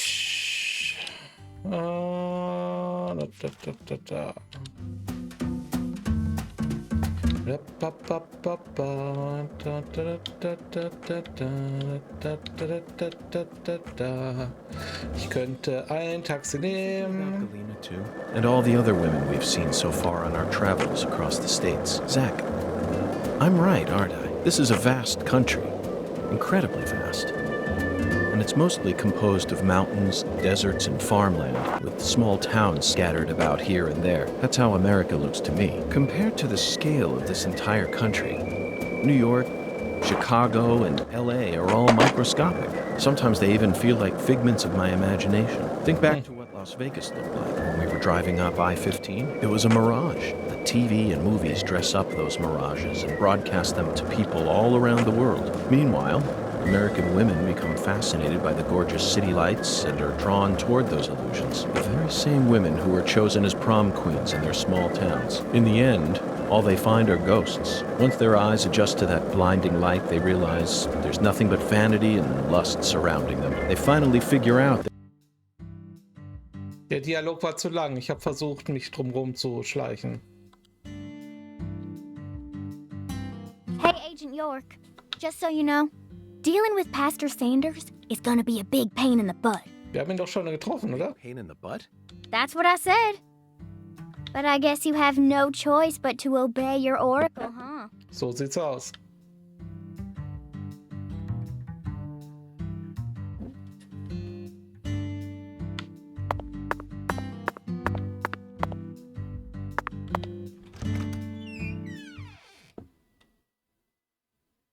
Bam, bam, bam, bam, bam, bam, bam, bam. I don't like hospitals. Why not? They soup folks up with medicine, cut 'em up, and then they try and act like they're your friends. Something ain't right about that, you know. It goes against the laws of nature. Plus, this is a church. So you got a pastor, a servant of God, actually playing God with his patients. I think you have a point there, Patty. These days, we can neither determine death nor reproduce without the help of modern medicine. Yeah, our world's become quite an unnatural one. Oh, excuse me. This is Lucare. You need to watch where you're going, or someone might end up tripping you. Kennen wir sie? Zach, it's her. The stylish woman who watched Licht die. Ist das Professor X? Er? Eich? I've been waiting for you, lost lamb.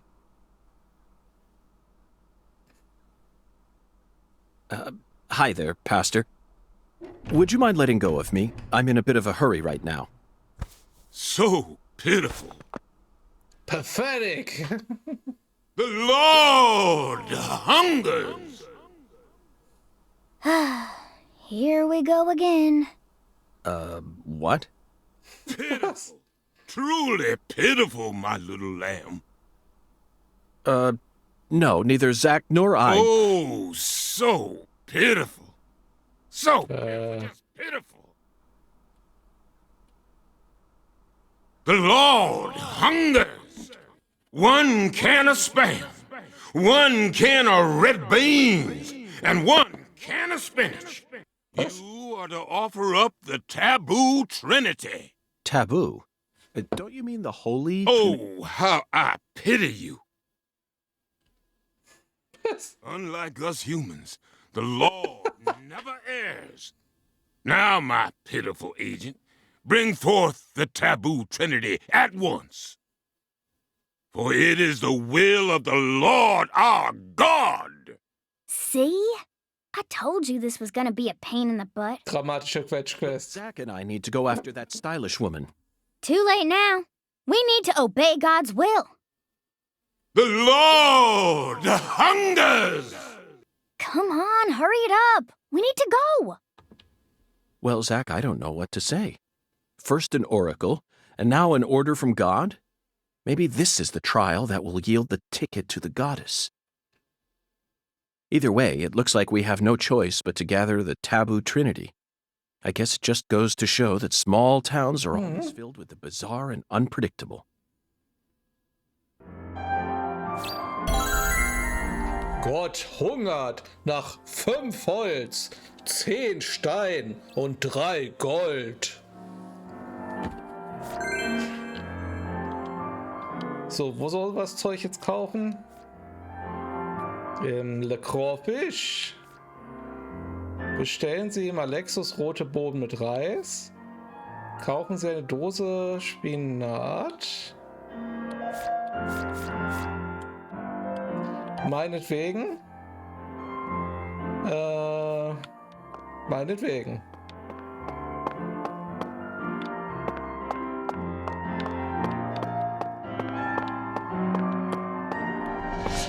Ups. Ist hier irgendwas?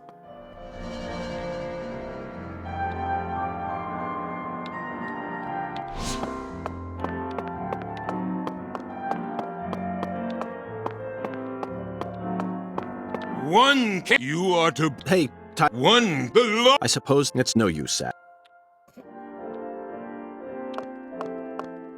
Er kauft uns doch nicht mal Scheiß so lange. Okay, dann mal los.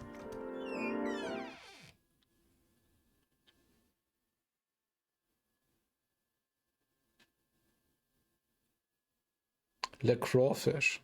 Okay. Dann können wir auch gleich mal gucken, ob wir unsere Waffe wieder aufrüsten können. Okay. Dann mal gucken, was ist das nächste? 400. Da die Richtung. Okay.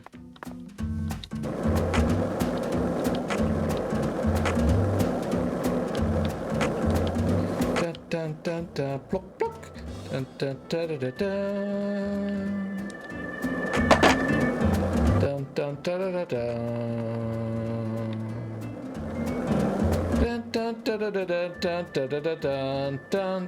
Deadly Premonition.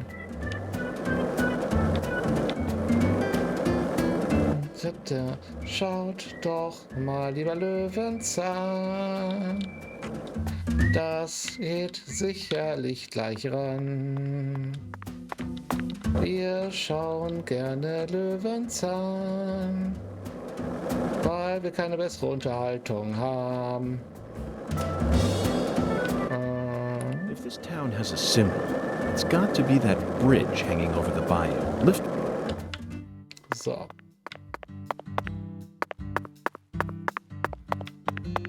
So, was sollen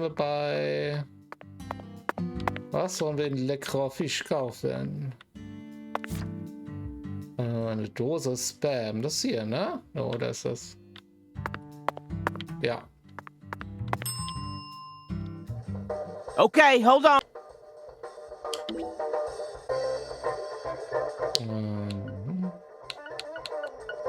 Ich kann gerade nichts kaufen. Ja.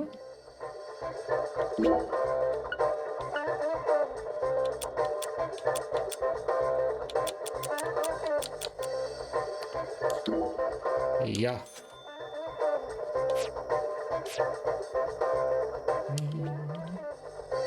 Eine Dose Spam, was eigentlich als Wurst in eine Pelle gehört, ist hier in Alu gefercht. Sehr, sehr romantisch.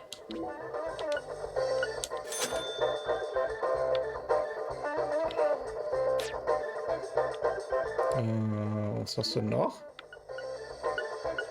Ach, das muss ich gar nicht in meiner Haupttasche tun. Ich habe eine Menge Schrott dabei. Kann das sein? Mr. York. Spam, huh? You a pot of meat kind of guy? No, So man. lecker. I've simply gotten myself tangled up in a little mess. Oh, I get it, Mr. York. The Lord hungers, right? Yes, Yeah. apparently the Lord is starving, and I'm a lamb with no sense of direction.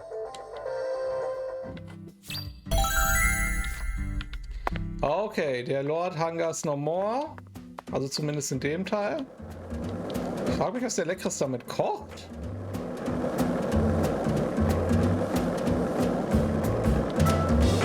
Talk about bridges? Why?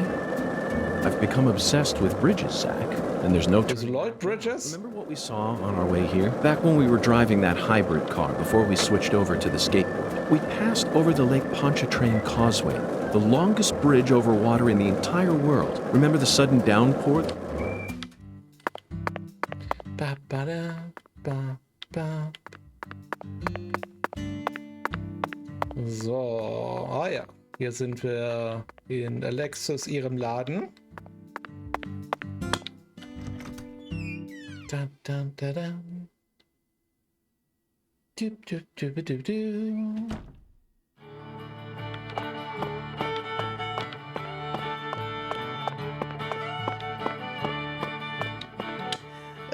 The air out there don't feel right today. You feel it too, honey? Oh, coming right up, honey. Was das, was wir brauchen? Shrimps?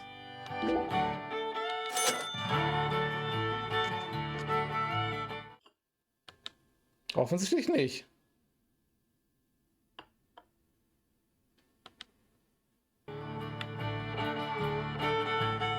Alexis, could I have some red beans and rice? Oh, my Lord. Sorry, honey, but no can do. We only serve red beans and rice on Mondays. Was? That's a meal you eat when you're busy, like folks usually are on Monday. It's been a tradition here in Louisiana for as long as I can remember. Wait, honey, don't tell me. You're the type who does your laundry every day? Ja. Ich würde jeden Tag die Waschmaschine anwerfen und ich mache das auch manchmal jeden Tag, je nachdem wie viel Wäsche sich angesammelt hat. Oh. Tradition, Zach. This is it. The Deep South. Look, we need to obey tradition here and come back on Monday. Was? Welcher Tag ist denn? Wer ist da missing? Ist das der Angry Video Game Nerd?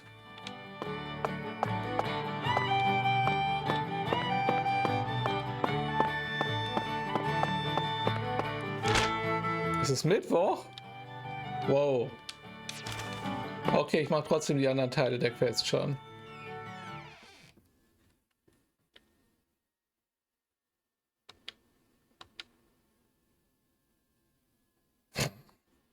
Lord Hungers. Ich brauche auch so einen Stimmverzerrer. Da, da, da, da, da, da. Okay. Dann muss ich so Rote Boden mit Reis geht nicht.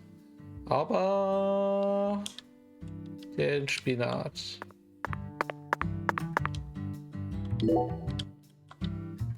Ist ja echt verdächtig, dass jetzt Mittwoch ist.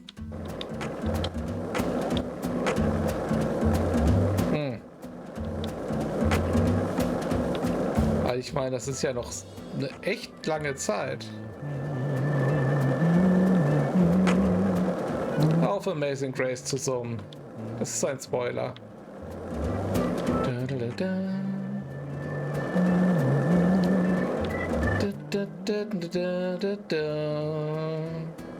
Löwenzahn. Did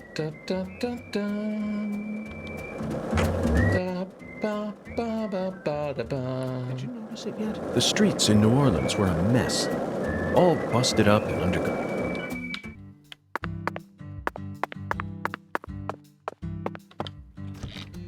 Nichts gegen den Quick Travel, aber es macht mir inzwischen Spaß, hier rumzuskaten.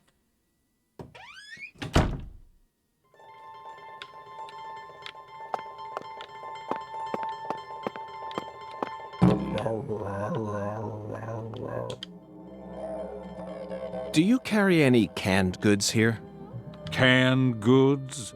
The vermin of the grocery store? Nay, I think Nay. Understood, Mirror. Well then, if you'll excuse me. Was? Wait.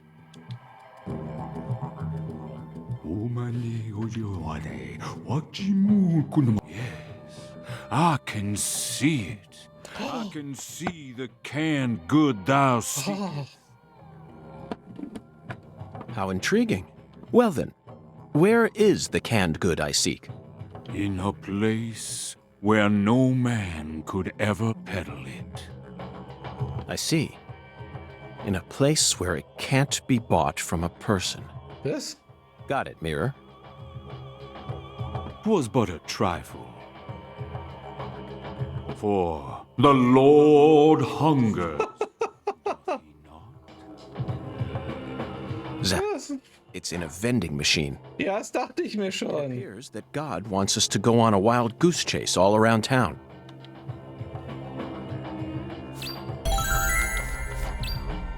Da bin ich ausnahmsweise mal selber drauf gekommen.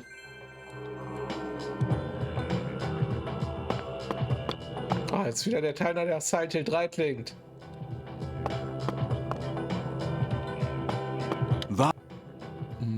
Verily. Gucken wir mal. Ja.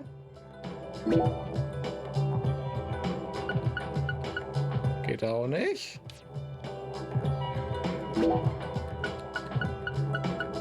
Na gut, dann hat sich das ja schon erledigt, oder? I can see it. Thou hast.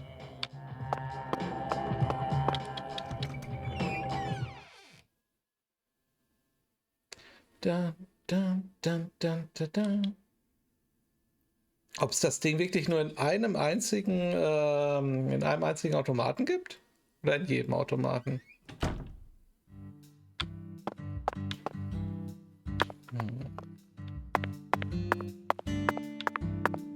Weil Automaten gibt es hier eine Menge. Nur gerade nicht, wenn ich welche brauche.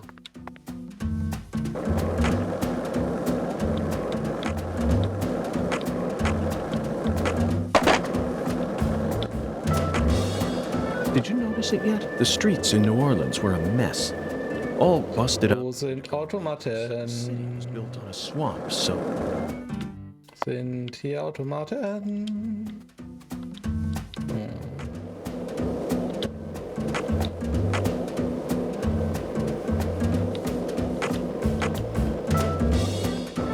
So, what do you think of him? Yes, I'm talking about him. Unga, is the skeletal gentleman friend or foe? Or does he merely exist outside the realms of either? It's still too early to tell. But it's clear that he'll be the key to uncovering this case's mysteries. That's what my soul tells me. By the way, Zach, Hungan feels very familiar to me. You might even say he reminds me of someone. Yes, I think I see the connection. Was denn? Was ist die Connection? Hey! Ich will das wissen. An wen erinnert? Haben wir ein Foto von ihm? An wen erinnert er uns?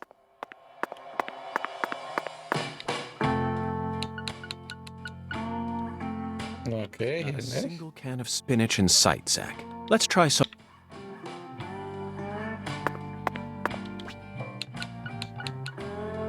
I think we've got the wrong vending machine. Also es muss schon mal so eine Art von Vending Machine sein. Jetzt mehrere davon hier? Ich glaube schon, ne?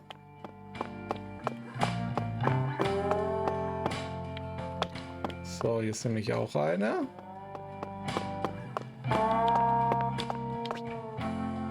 I think we've got the wrong. Ja. Aber nicht die richtige. Da oben noch eine. The Lord Hungers. Ich denke mal nicht, dass hier noch ein Snackautomat ist, oder? Direkt neben der. Doch. Aber ist es ein Snack oder ein Trinkautomat? Es ist ein Trinkautomat. Oh Gott. Wie sollen wir das denn finden? Ist das eine optionale Quest oder muss man das machen? Puh.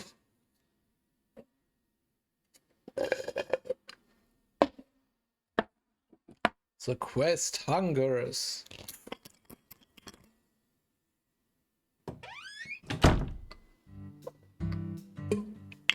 Okay. Ist wahrscheinlich auch nichts, was wir jetzt machen müssen. Aber wir müssen bis Mittwoch warten, bis wir überhaupt irgendwie diese Quest zu Ende bringen können.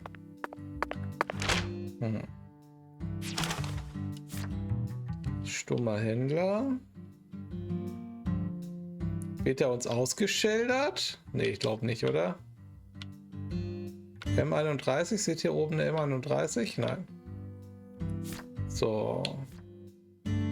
Wir haben noch 23 und 29. Der Rest ist alles klar. Gut, der Herr muss noch ein bisschen hungern, weil wir müssen jetzt zu M23.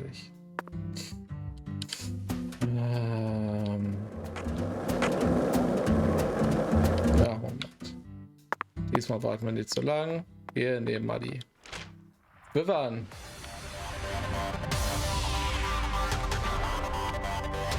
Da unten. Ach. Ganz so weit raus geht's gar nicht.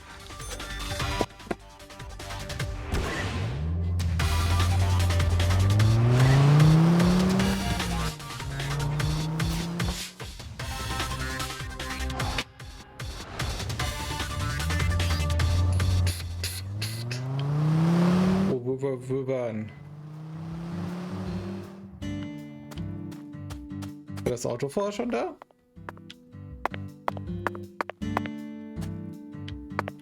Was ist hier los? You again? Was ist denn mit Ihrem Arm passiert, Danny? Neulich hatten Sie doch noch zwei. Das geht dich einen Scheiß an. Jetzt verpiss dich. Tut mir leid, so läuft das nicht. Ich habe die Ermordung Ihrer Tochter noch nicht aufgeklärt und Ihre Ex-Frau ist eine der Hauptverdächtigen. Natürlich kann ich da nicht einfach ignorieren, dass Ihnen jetzt sein Name fehlt. Hinzu kommt, dass besagte Ex-Frau von einem Unbekannten... Halt endlich die Fresse. Willst du sterben, hä? Soll ich dich abknallen? Bedrohung von einem Beamten. Gelina ist immer noch meine Frau. Nicht meine Ex-Frau, kapiert?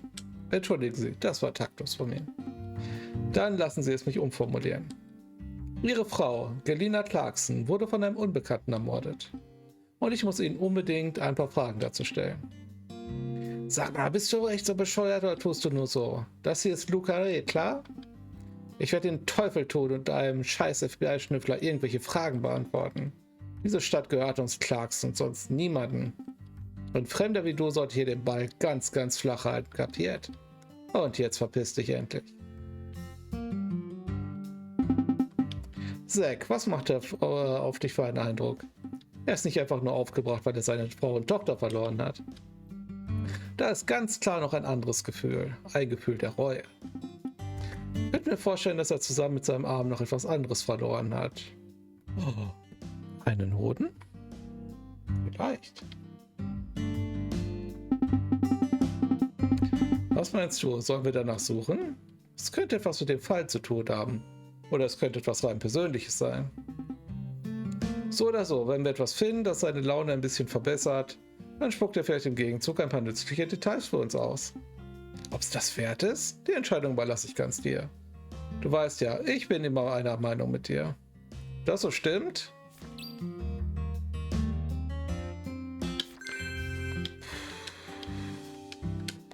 Was hat er denn an seinem Arm?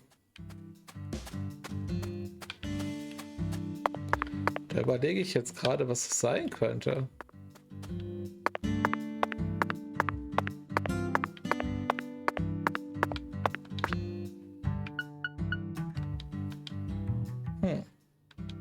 This vending machine does not carry what God seeks. Let's move on, Zach. Also wenn ich nicht zufällig daran vorbeikomme, suche ich das aber in der Komplettlösung nach. Ich werde jetzt nicht jedes einzelne Ding ablaufen. No siree.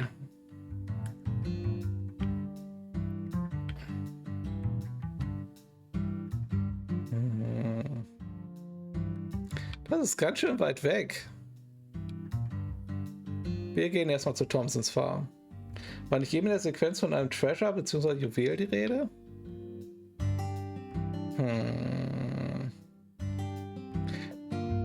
Ich denke mal, dass es mit seinem Arm ins Wasser gefallen ist, oder?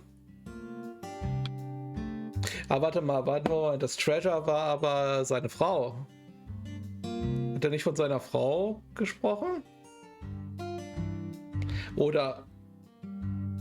Das wäre jetzt natürlich gemein, dass es nicht wirklich, dass sein Schatz nicht seine Frau war, sondern etwas, was sie dabei hatte. Das glaube ich aber nicht. Weil er hat ja gesagt, also York hat ja gesagt, irgendwas ist zusammen mit seinem Arm abhanden gekommen. Und das müsste auf dem Gebiet der Clarksons sein. Das noch halb mitbekommen. Ja, das hat er gesagt, als sie praktisch die Leiche abholen wollten. Wir kümmern jetzt uns erstmal um die Mission 23. Wir gucken uns mal bei Chuck um und dann schauen wir mal.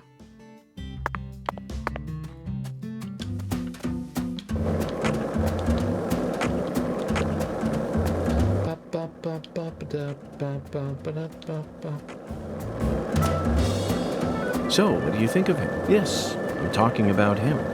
Unga, is the skeletal gentleman friend or foe? Or does he merely exist outside the realms of either? Still too early to tell. But it's clear that he'll be the key to uncovering this case's mysteries. That's what my soul tells me.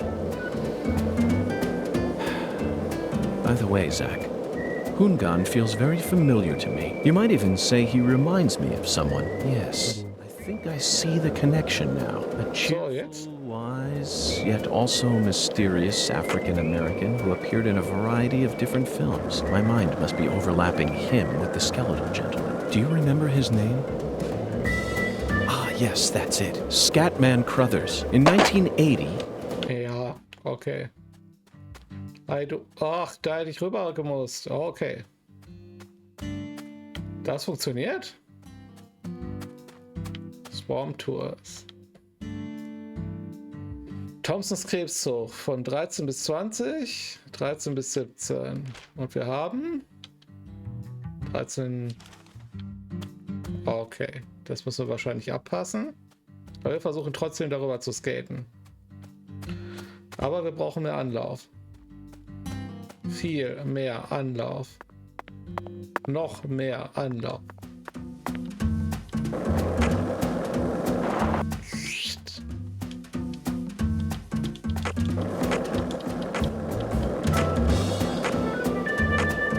Hey, Zach, it looks like we were right on the money, tracing the San Rouge distribution route.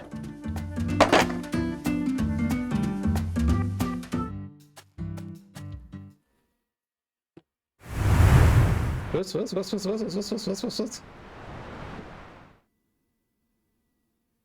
Okay, Zach. It's time to put our skills to the test.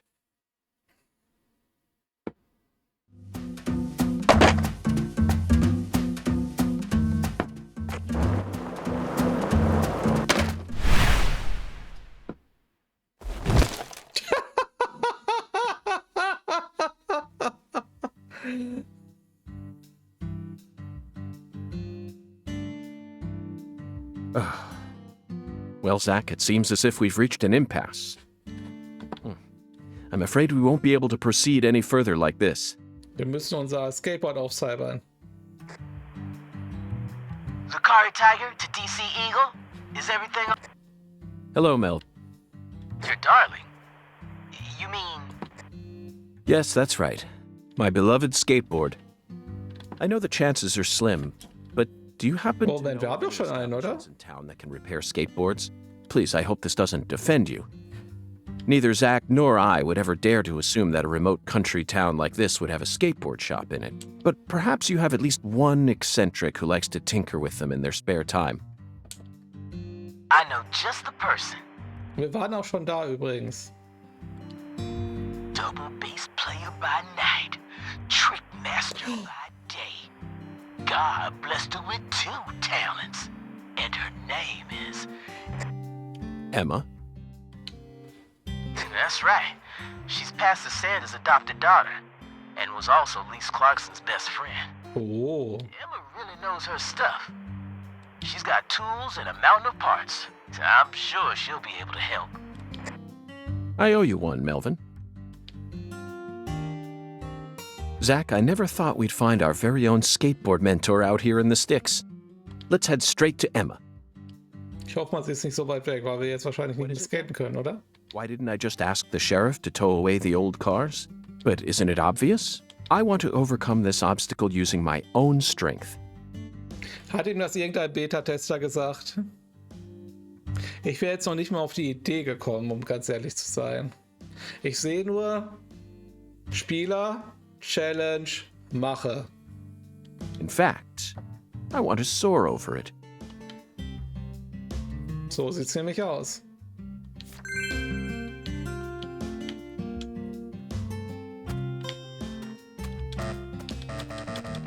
Nein, ich kann tatsächlich nicht zu ihr hinskaten. So, wo ist sie denn?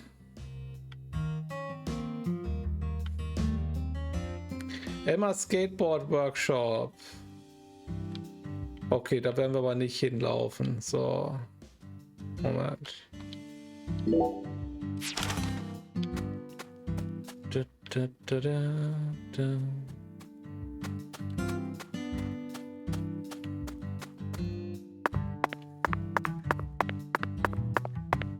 Bam, bam, bam, badam, bam, bam.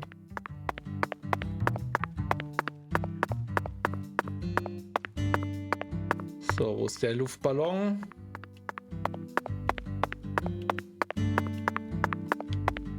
Luftballon.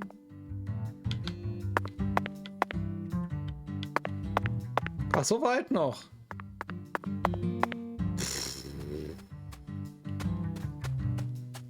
Ah. Wir haben hier einen Safe Spot. Es ist toll, wie wir die tatsächlich niemals finden, wenn wir sie brauchen. Ist da auch wieder ein Safe Spot? Ja. Werden die irgendwie auf unserer Karte eingezeichnet?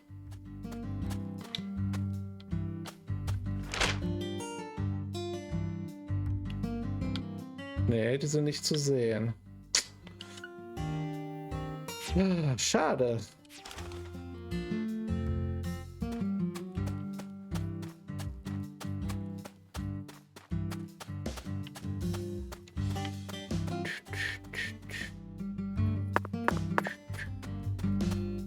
So, nicht mehr weit.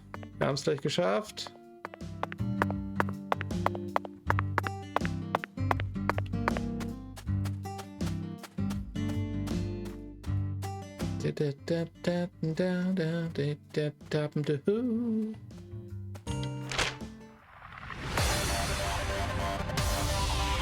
So, ab zu Alexis und dann rüber zu Emma Skateboard Workshop. Yeah.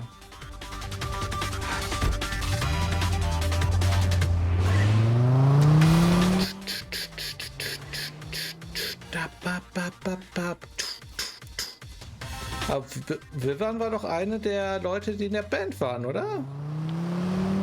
Sah zumindest nachher aus. Also klar, sie hatte andere Klamotten an. Aber trotzdem.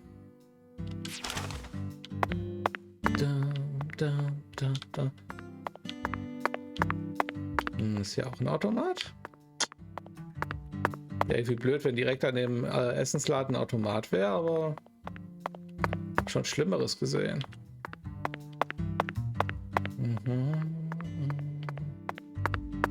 Ich habe doch jetzt keine andere Möglichkeit, als dahin zu laufen, oder? Ich mache das jetzt nicht irgendwie aus Doofheit.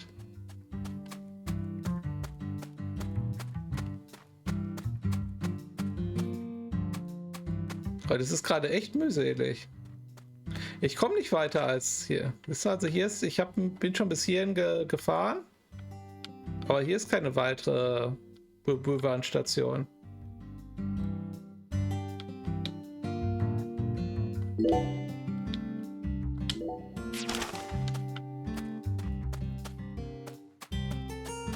Ja, aber auch totlangweilig. Ich kann ja noch nicht mal ein paar Squirrels verkloppen.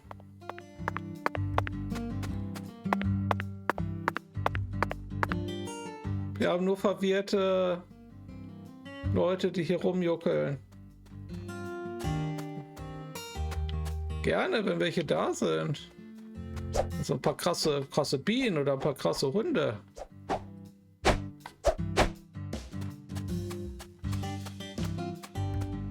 Hier sind noch nicht mal irgend... Oh, Moment, da blinkte was, oder? Blinkte da was? You didn't even twitch when you saw Galena's body. Why would I? Dead things can't hurt us, right? Girls your age don't usually think that way. Do you have kids, Agent York? No, I don't. I'm not married either. Then you have no idea how girls my age usually think. Besides, I'm used to seeing dead bodies thanks to CSI, especially dismembered corpses like hers. You know, for a so-called profiling professional, you're pretty clueless. In that case, allow me to apologize. But don't you think it's a bit of a leap to discount my observational abilities simply because corpses don't scare you? I don't know. I mean, you're completely wrong. Do you know what I was thinking back there then? Of course not. I'm not a pro. The same goes for me, Patty. No manner of pro could ever know 100% of what another person is thinking, unless, of course, that pro has a mental connection with them, like Zach and I have. If I was telepathic, I wouldn't have joined the FBI. I would have taken over a small country or become a messiah. Now who's making crazy leaps? I will admit, though, Patty, I feel like you and I have something in common. We definitely have similarities, even though they aren't as strong as the ones that Zach and I share. Whatever. Perhaps you and I grew up under similar circumstances. We're both unique cases. Huh? Doggo. Unique cases? In your case, your beautiful mother's second husband became your daddy, but then your mama got sick, forcing you to take care of things, while you used CSI as your escape.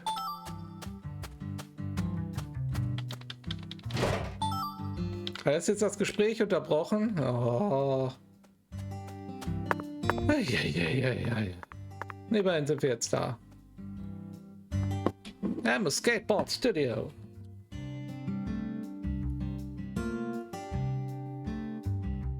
Hey, Agent York. I feel like someone's in there. Let's go and see. Let's do that.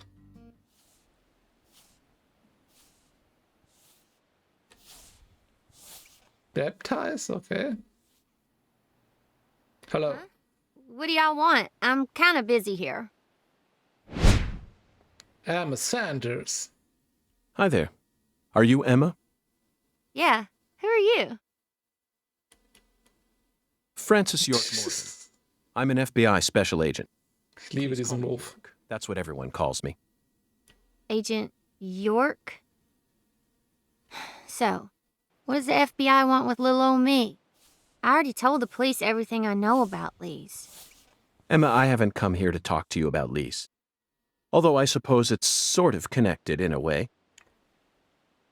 My darling is broken. Ein getreues Ross, das finde ich richtig, richtig You gut. call your board your darling?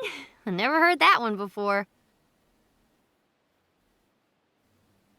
Immerhin respektabel. Let me see it. I'll try and assess the damage. Ist es jetzt dreimal so schnell? Hat's Turbo Boost? Kann es über Wasser fahren? Ist ein Killerboard?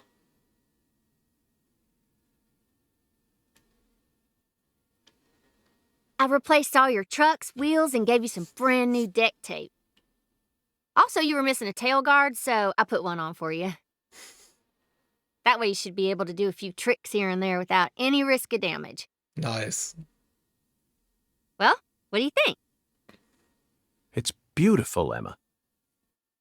The wheels were scraped down Ich and mag seine wertschätzende Art. fall out. Oh, and the axles were also warped. It was pretty much in critical condition. Now, what I want to know is, how did it get that way? Well, my car was stolen on my way here from Houston. So, I switched over to my darling and rode her here instead. You know, you're crazier than you look. Was? Wer grins? Emma, would you mind answering another crazy question for me? I want to use this board to soar, literally. Would you mind teaching me a trick that would allow me to do so? You mean you want to do a wally? Ooh, well, I'd be happy to teach you how, but it's too cramped in here. Oh, I know where we should go. You want to learn too? You sure? Seems like you're interested. Whatever. I know you're just gonna come along anyway. So you should at least learn the basics. Vielleicht skatet sie hinter uns her, dann in Zukunft. Das fände ich echt geil. Das getreue Ross. Oh, da, Skateboardrennen.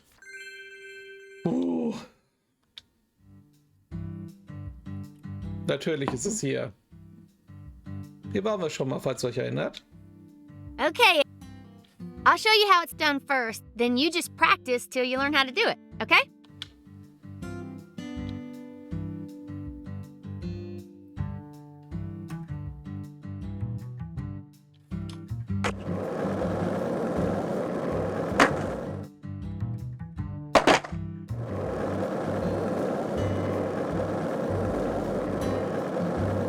Das sieht erstmal ganz einfach aus.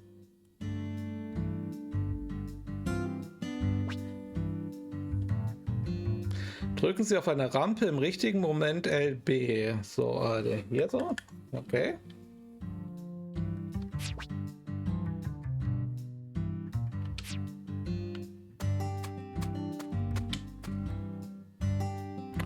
Spielen. Ja.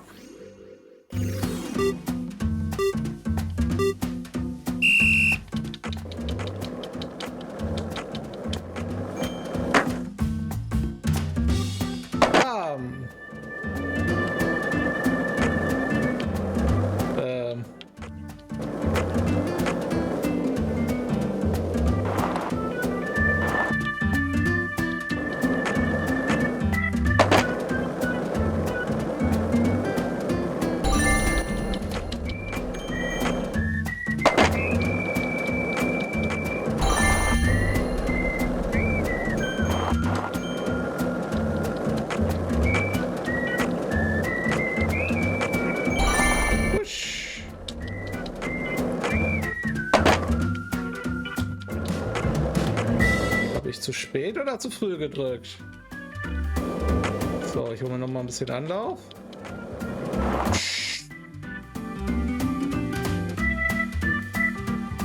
So.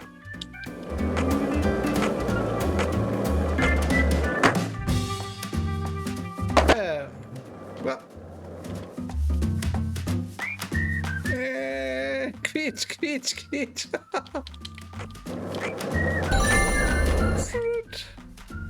Okay, für Jet Set Radio reicht's nicht.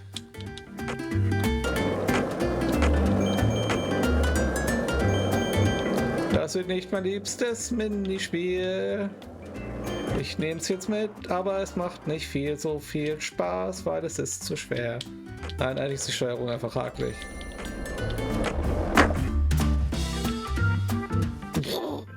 Autsch. So, wo ist denn Nummer 6?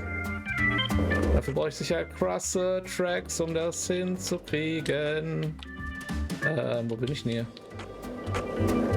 Komme ich hier wieder raus? Ich weiß es nicht. Wahrscheinlich da hinten.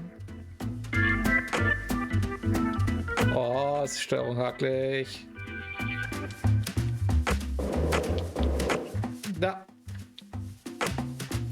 So, ganz ruhig ausrichten. Fahren.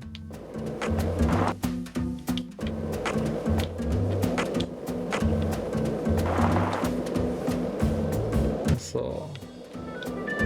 Kurzer Blick auf die Karte. Wir fokussieren uns auf die Flagge. Die Flagge ist das Einzige, was zählt. Wir wollen sie sehen. Da ist sie. Okay, die nehmen wir die mit? Ja. So viel Zeit haben wir. Ah, da.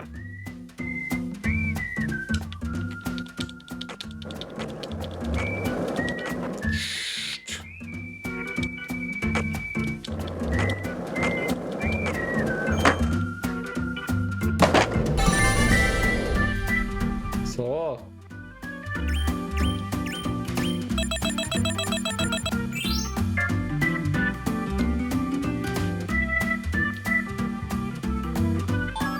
Immerhin.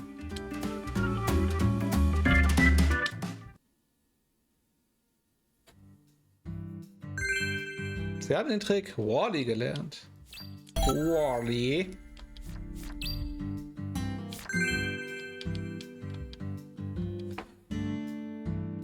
That was perfect! Yeah.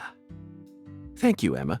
I only learned that new trick thanks to your guidance. Now I'm sure that Zach and I will be able to reach our destination without any trouble at all. Thank you for assisting in the investigation. Glad to be of service. Nice. If your board breaks again, or you feel like customizing it a bit more, just... It's customizing. I'm pretty much always there during the day. I'm also taking some time off school because of what happened with Lise. Ich will das customizen. Skating and playing music are the only things that help me escape the pain of losing her. No. Customizen. Zach, did you see the expression on her face just now? She works hard to act cheerful, but she's yet another person who was hurt by the tragedy. Customizen. Lisa's death is like wildfire, spreading embers of sadness throughout the entire town.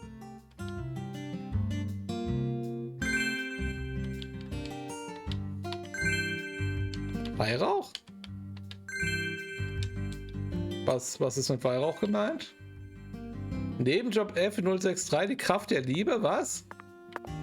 What else have you seen on that sci-fi movie channel? Agent York, why are you asking me that? Discussing movies is one of the most basic forms of communication in our country. What time period do you live in? It's always been that way in every era. In this country, all dialogues always begin from films. Ugh. Says who? You're making me sick. Sick? Yeah.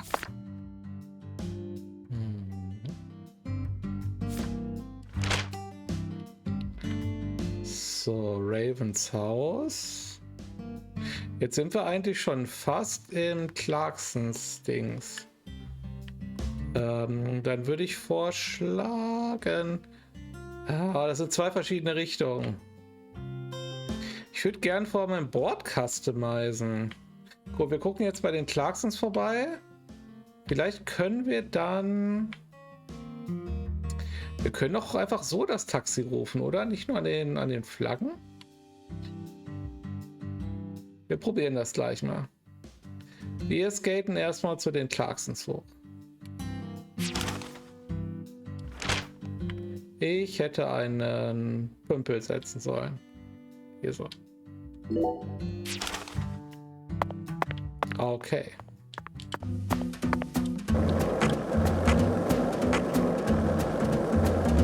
Der ist doch Gott sei Dank gar nicht so weit weg. Bakuro. Da ist ja eine Menge Landschaft zwischen.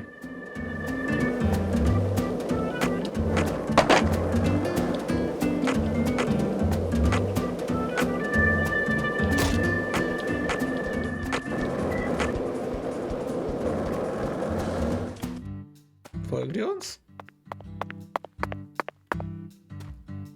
Hallo.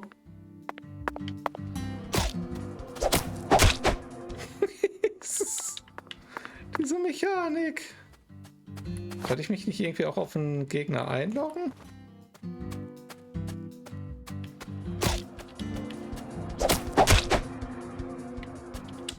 Hey, let's shout something out loud. Like what? Chocolate Sundae. Okay, sure. Actually, never mind. This is stupid. Yep.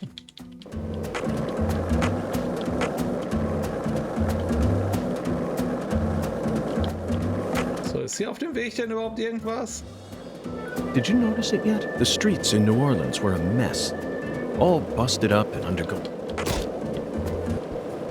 Ich möchte keine Hundis hauen.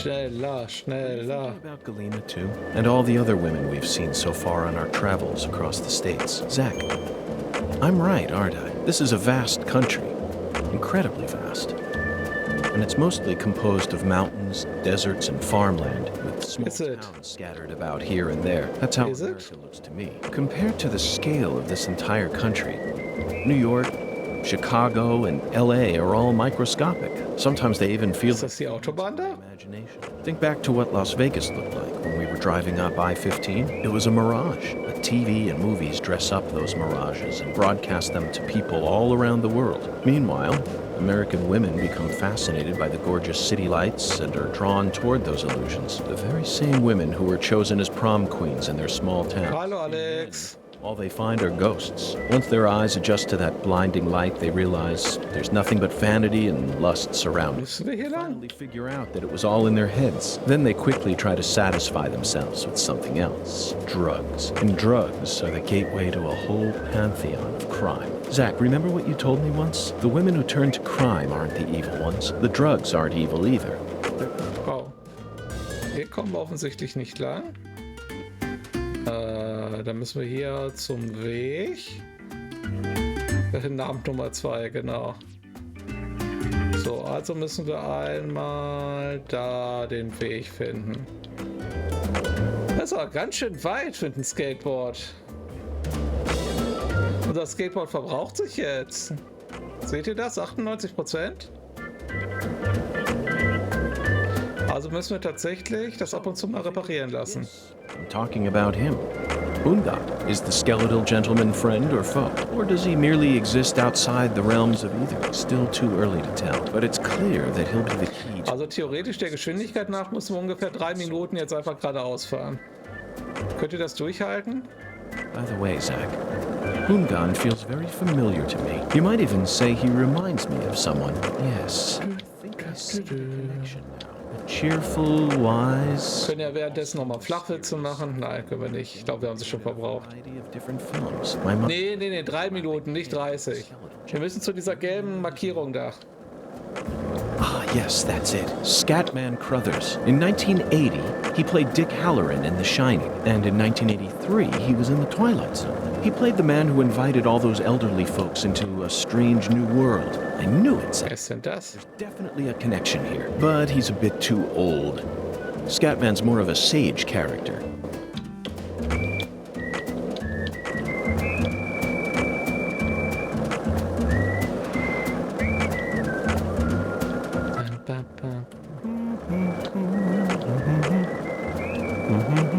Das ist die Fahrmusik aus einem anderen Spiel.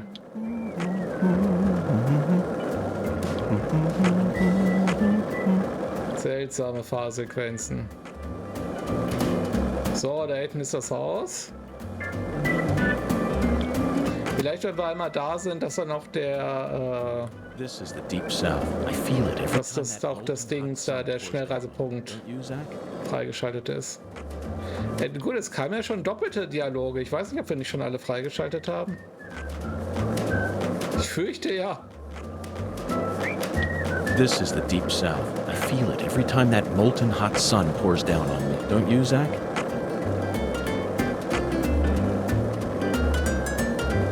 Genau, Dialoge auf Zack. So, dann gucken wir mal, wie wir hier hinkommen.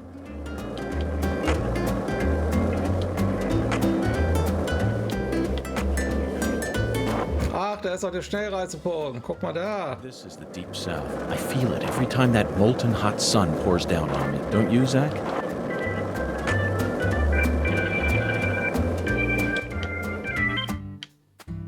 Okay, also wenn wir in Zukunft hier hin müssen, oh, das ist zu weit. Ich werde mal einen respektvollen Auftritt hinlegen.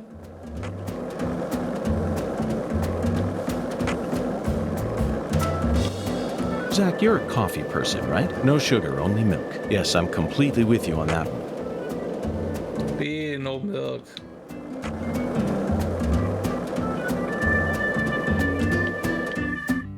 So, dann wollen wir mal gucken, was hier los ist.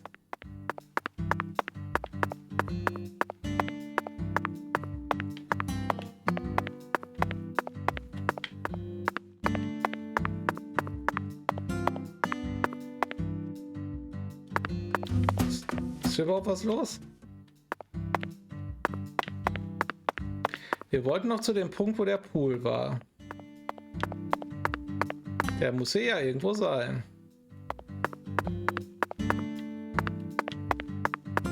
Ich mag, wie diese Figuren hier einfach total unmotiviert rumstehen. Hey, let's shout something out loud. Like what? Chocolate Sundae. Okay, sure. Ah.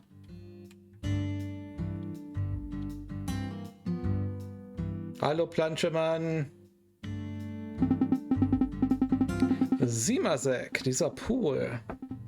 Ich kann mir gut vorstellen, wie früher die Clarkson-Kinder darin herumgeplanscht haben. Mit dem Krokodil? Jetzt? Jetzt regiert hier nur noch ein riesiger Alligator. Nein, warte, das ist sogar ein Krokodil. Siehst du, wie der Kiefer V-förmig zusammenläuft? Und er hat nur einen Höcker. Krokodile sind den Alligatoren zwar sehr ähnlich, aber viel gefährlicher. Daniels verlorener Schatz muss sich wohl im Wanst dieser Bestie befinden, zusammen mit seinem Arm. Was sollen wir jetzt genau tun?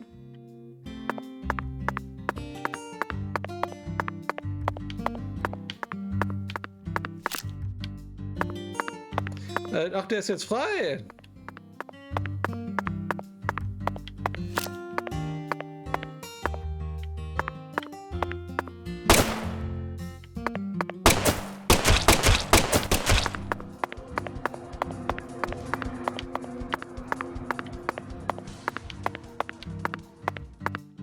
Skateboard direkt ins Maul, genau.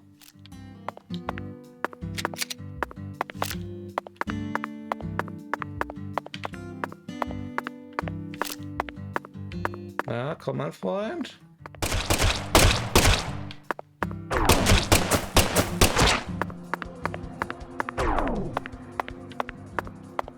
Was? Moment!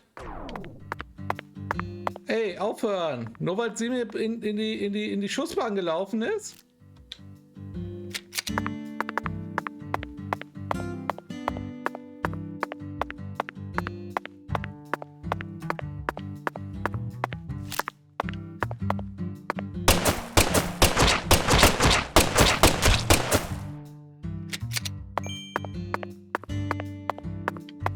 Das hat mich jetzt ein Tausi gekostet, ne?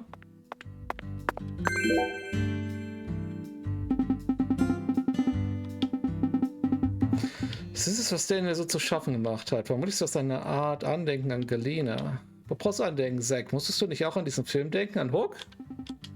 Der Jagd nach dem... Ach so, Romancing the Stone. Handlung, Musik, Figuren, es war in jeder Hinsicht ein Meisterwerk. Der war wirklich gut. Als Solo den Smaragd endlich zu fassen bekommt, beißt ihm ein Krokodil die Hand samt dem Stein ab. Später tötet Jack, der Held der Geschichte, das Krokodil, verkauft den Smaragd und wird steinreich. Und ich sag das gleiche, habe ich gerade gemacht. Genau wie Michael Douglas. Willst du nicht direkt den Hauch des Abenteuers, Zack? Leider warten auf mich am Ende der Geschichte keine Reichtümer. Schließlich müssen wir diesen Ring brav seinem Besitzer zurückbringen. Mich nervt jetzt ein bisschen, dass das so unendlich viel Geld gekostet hat. Verdammt. Okay, so, wir gehen mal hier noch ein klein bisschen erkunden.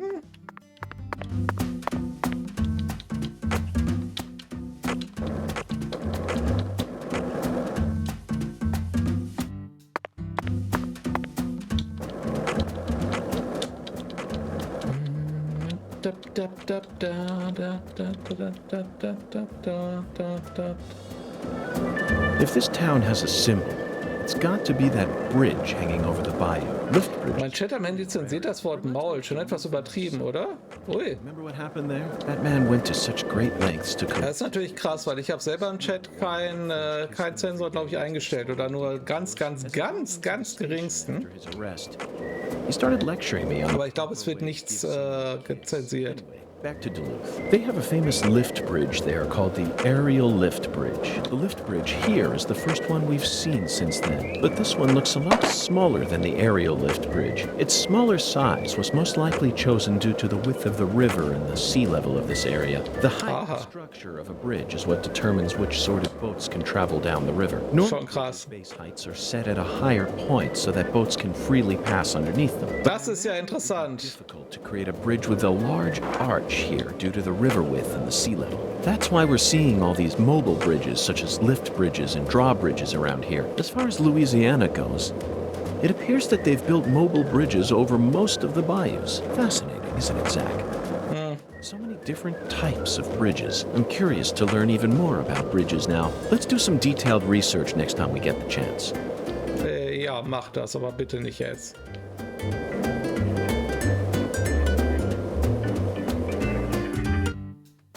So, wo geht's denn lang? Nee, wir lassen noch einmal unser Dings reparieren. Hier war doch auch eine Dings, eine Flagge, oder? In irgendeinem Ding war eine Flagge. Wahrscheinlich muss ich da einmal mit gefahren sein. Damit das gilt. Ja.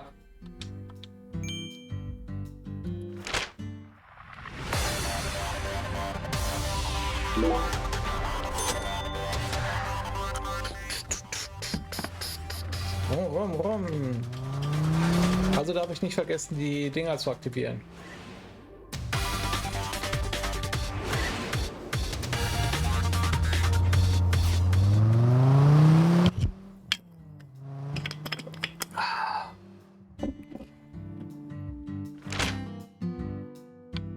So, dann nochmal zu dir. Ich glaube, du bist eingezeichnet, ne? Ah, hier sind auch die Automaten eingezeichnet. Also theoretisch. So, wir gucken aber erstmal, ob wir hier nicht den Ballon freischalten können. Weil da muss ein Ballon sein. Also müssen muss natürlich nichts, aber da ist ein Ballon. Da bin ich hier sehr sicher. Zach, you're a coffee person, right? No sugar, only. Immer noch, yes, ja. I'm completely with you on that one. Ich ärgere mich immer nur was Geld. Ich kann mich doch nicht dafür bestrafen, dass ich sie als menschliches Schutzschild gebrauche. Also können sie schon. Sollten sie vielleicht auch. Aber ich wusste es nicht.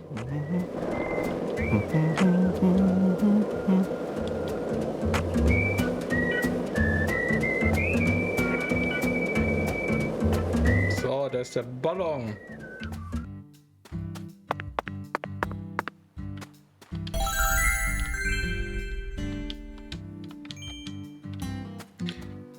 Okay, dann ab zum Repair Shop. bam, bam, bam, bam, bam, bam, bam, bam, bam, bam, bam, bam. Da, da, da, da.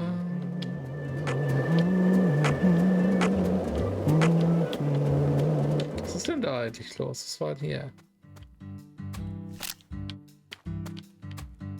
Okay. Nix. Da ist der nix. Da ist der nix. Hey, Zach. No, nothing. Just felt like saying that. Ich hasse es, wenn er das tut.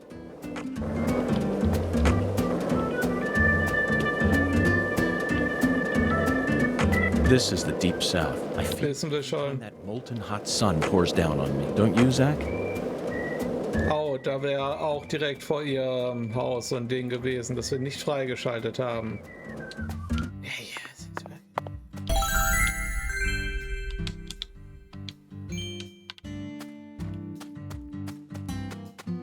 Ein bisschen ärgerlich.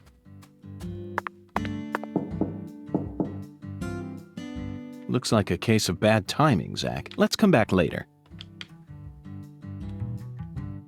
Da, da, da, da, da. Oh, Trash. Hello. Hi, Agent York.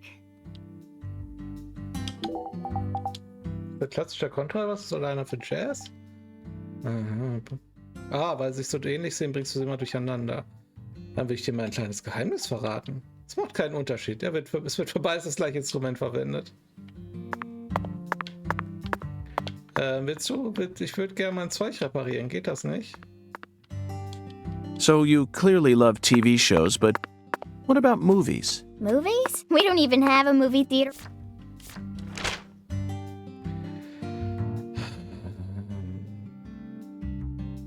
Acht Uhr vormittags bis 7 Uhr nachmittags.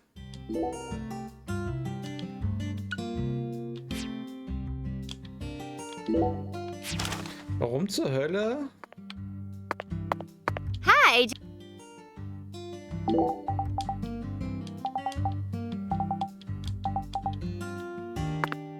Aber ich will doch Custom Boards haben. Ich bin jetzt extra hier rüber gelaufen. Fahren. No. Dann speichere ich jetzt. Dann habe ich wenigstens irgendwas gemacht. Hello Fruit, ich wünsche dir einen wunderschönen guten Abend.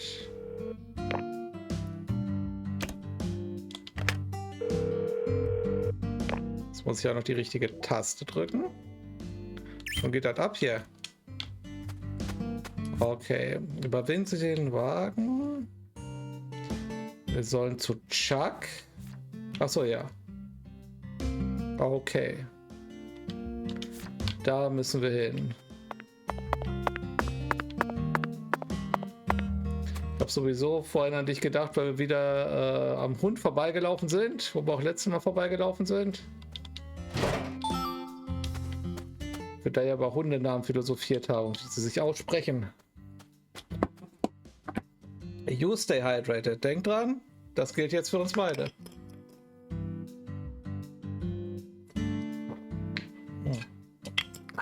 Prosit.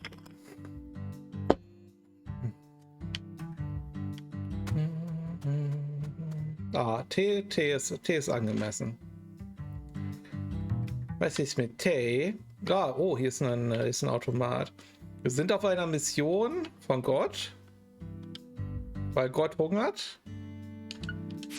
Das ist allerdings eine Nebenquest. Da weiß ich nicht, wann wir die erledigen. Und es geht natürlich immer noch darum, wie wir unser Verbrechen aufklären.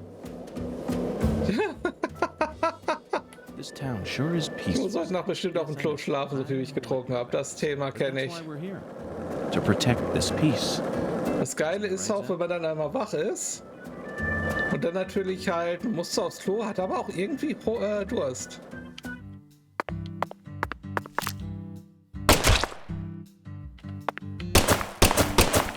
Vorsicht!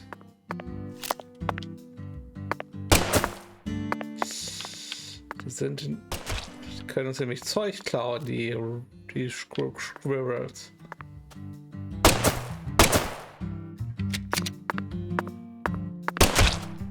Wir kriegen es nicht immer wieder.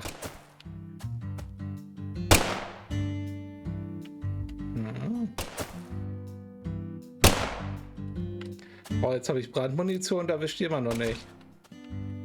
Ich brauche irgendwas mit Area of Effect, irgendwie so eine Art Raketenwerfer.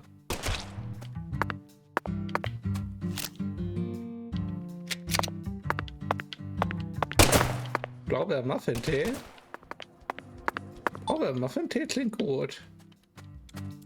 Ich muss ja sagen, ich bin Fan vom wie heißt nochmal diese Marke? Es gibt so eine Billigmarke aus Thüringen. Ja gut, die heißt glaube ich auch einfach Thüringer Kräutertee. Vom Goldmann? Goldmännchen? Keine Ahnung. Der Kräutertee, den könnte ich den ganzen Tag saufen. Also der ist halt nicht wirklich geil, aber der ist halt so lecker. So ein Blaubeer-Muffin-Tee, den kannst du ja nicht immer trinken, weil der ein bisschen heavy ist. Oh, der Spinat, da ist der Spinat. Wir haben den Spinat gesucht. Den brauchen wir. Ja. Den brauchen wir für die Speise Gottes. Den Donut auch. Zach, we finally found our can of spinach. Nice. Look, Zach. Even this vending machine is managed by Clarkson Food Delivery Services. But who in their right mind would sell canned goods in a vending machine in the middle of nowhere? I only hope that it's not expired. Okay. Was wollte ich sagen? Blaubeer-Muffin-Tee lecker. Aber da könnte ich zum Beispiel keine große Kanne von trinken. Irgendwie so 2 Liter oder so. Und von diesem Kräutertee kann ich locker 2 Liter wegsüppeln.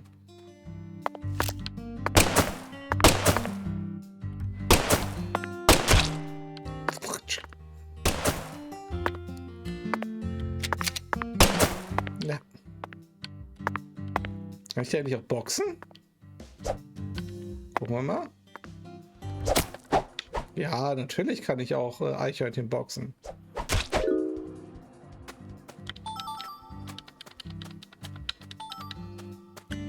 Spart Munition, wenn ich Eichhörnchen noch boxe.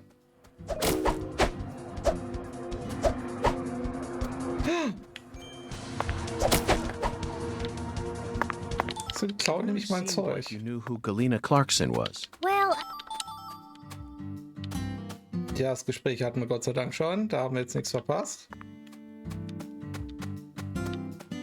Kriege ich eigentlich auch auf so eine Art Erfahrungspunkte dafür, Eichhörnchen wegzuboxen? Okay, gut. Was wollten wir jetzt machen? Wir müssen hier hin, zu Thompsons Farm. Okay. Müssen wir doch, oder? Und hier ist die Linie, die wir überspringen müssen. Ja.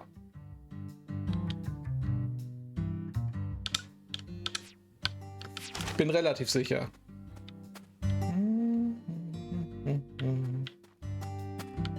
Ja, da ist es.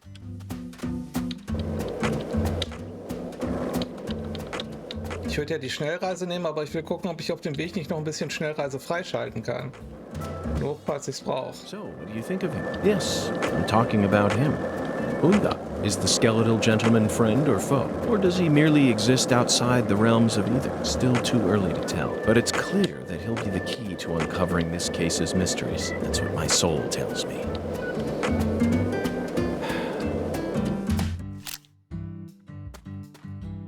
Kann ich eigentlich irgendwann mal die Waffe verbessern, um die anzugreifen? Ha!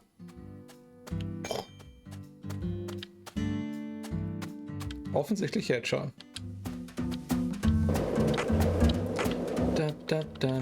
Wir kloppen fiese Squirrels. Ja, wir kloppen fies. Nein, machen wir nicht. Nein, das machen wir nicht. Und du singst bitte kein Amazing Grace.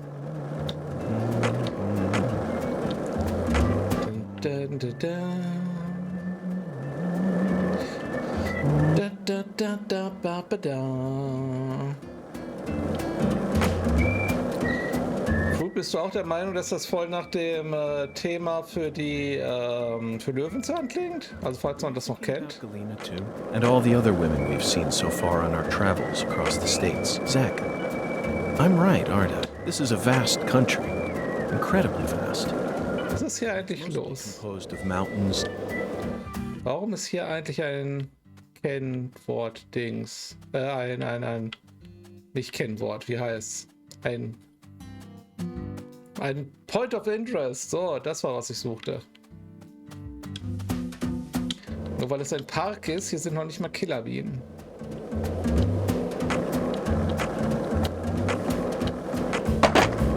So, falls ihr irgendwo einen Ballon seht, den ich noch nicht freigeschaltet habe, sagt mir bitte Bescheid. Sagt mir bitte Bescheid.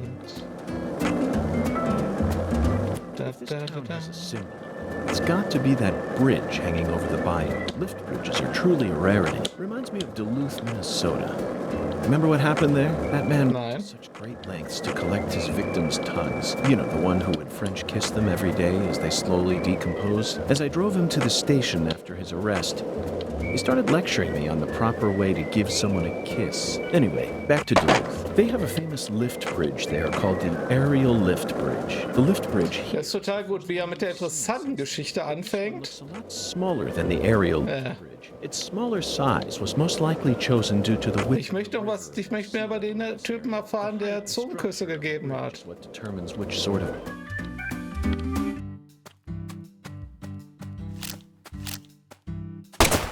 Okay, kommen durch.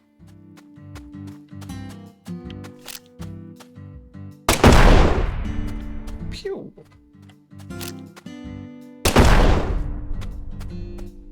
So, gibt's hier was einzusammeln? Oder nicht? Aha. Louisiana Iris-Zwiebel. Oddly specific. So, wir sind schon nah dran. Geradeaus und dann links. Nein, bitte nicht entfernen.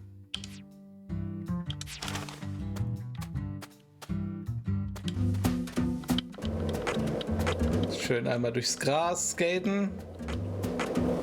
Ja, warte was. Hier haben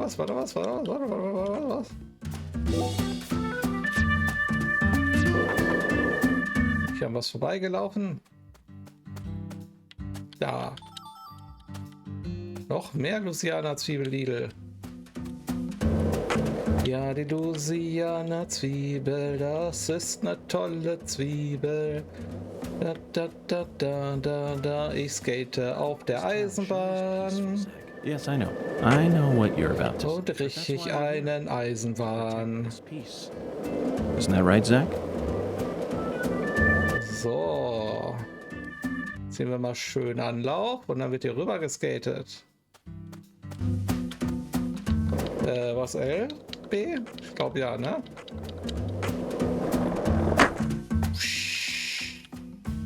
Bam! Das war very nice.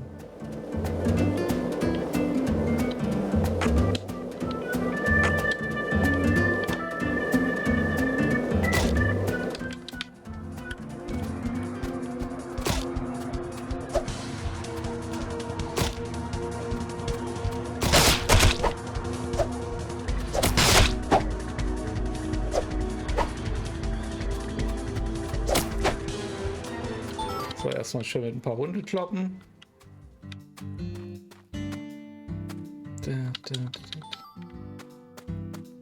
So. Sollten wir uns mal ein bisschen abpatchen. Ja, weil wir sind ja jetzt fast da. Also ich wollte es entfernen. Okay.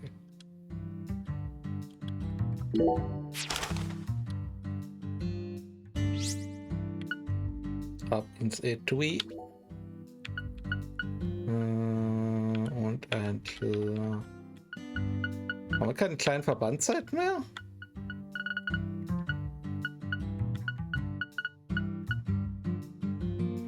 Das ist zu viel.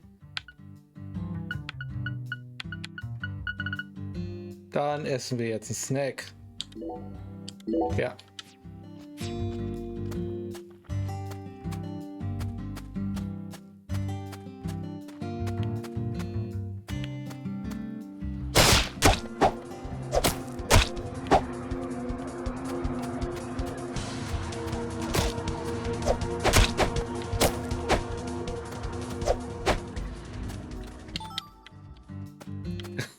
Jetzt hätte ich beinahe schon wieder... Oh. Wo ist der Ballon?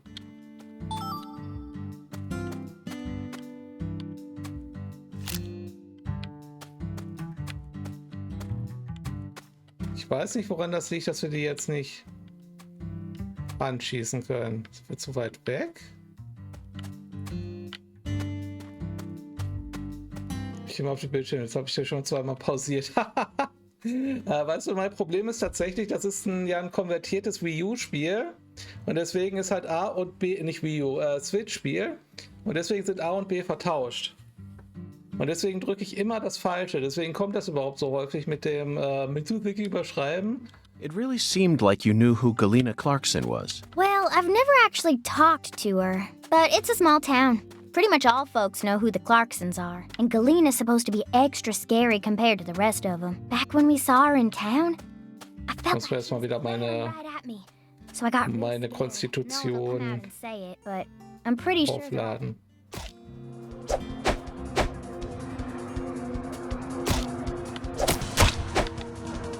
So. Der Hund hat angefangen. Normalerweise haue ich keine armen Hundis. Aber ich glaube nicht, dass das ein Good Boy ist. Ich habe ernste Zweifel, obwohl eigentlich alle Hunde Good Boys sind. Ich habe das Gefühl...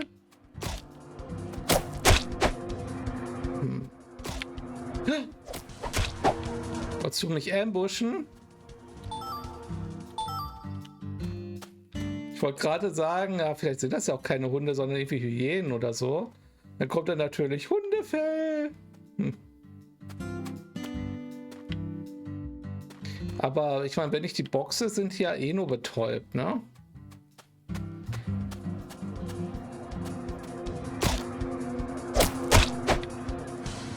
Die haben es dann sicherlich gelernt.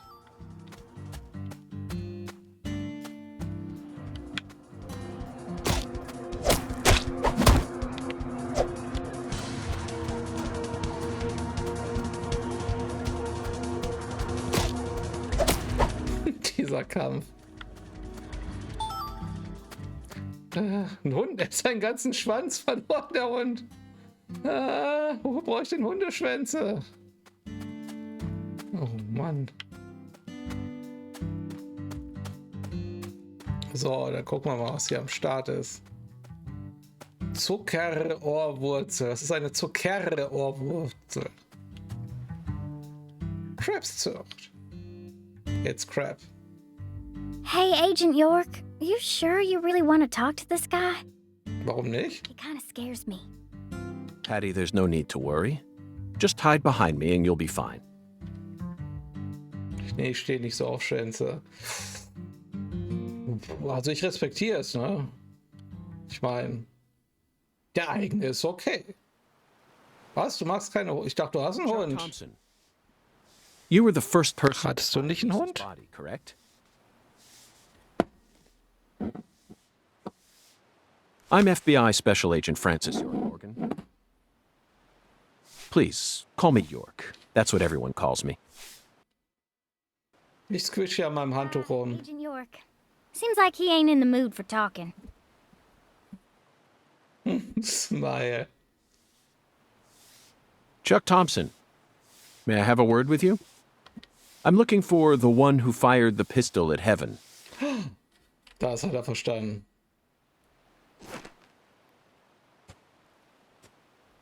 That's me. You trying to say I gotta aim up to shoot because of my height? Hmm? Chuck Thompson. Not at all. I was merely quoting the skeletal gentleman's oracle. Skeletal gentleman? You ain't making a lick of sense. Das stimmt allerdings. Anyway, what do y'all come here to waste my precious time for? I'm currently running a race around town thanks to you, who fired the starting shot. The murderer and I are competing to see who can cross the finish line first. Unfortunately, the murderer got a generous head start on me.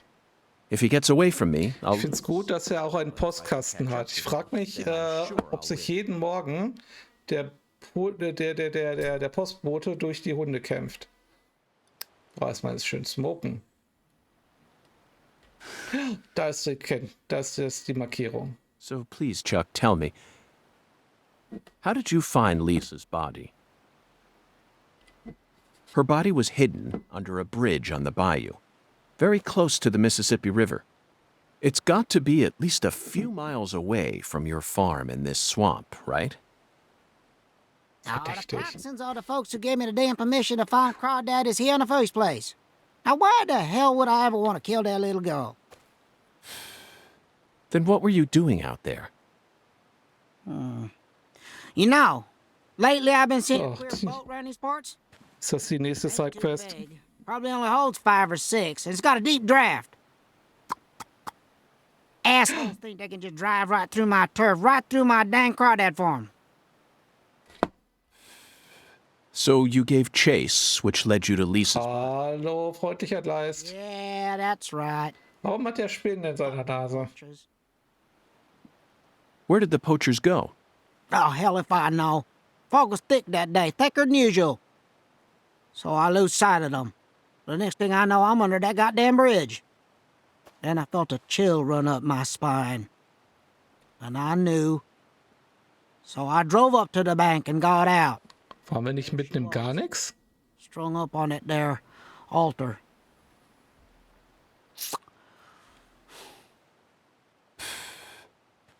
Did you know Lise personally? Yeah, I knew her a little. She never showed me no disrespect, unlike the rest of those damn Clarksons. They so rotten I can smell it from here, same as the shit at the bottom of this here swamp.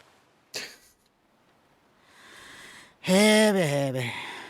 Yeah. They was a little better when their boy Lenny was still around. Lenny? Yeah, Leonard. PJ's son. Ich glaube immer noch, dass Lenny der Vater von ihre ist. Showed me no disrespect neither.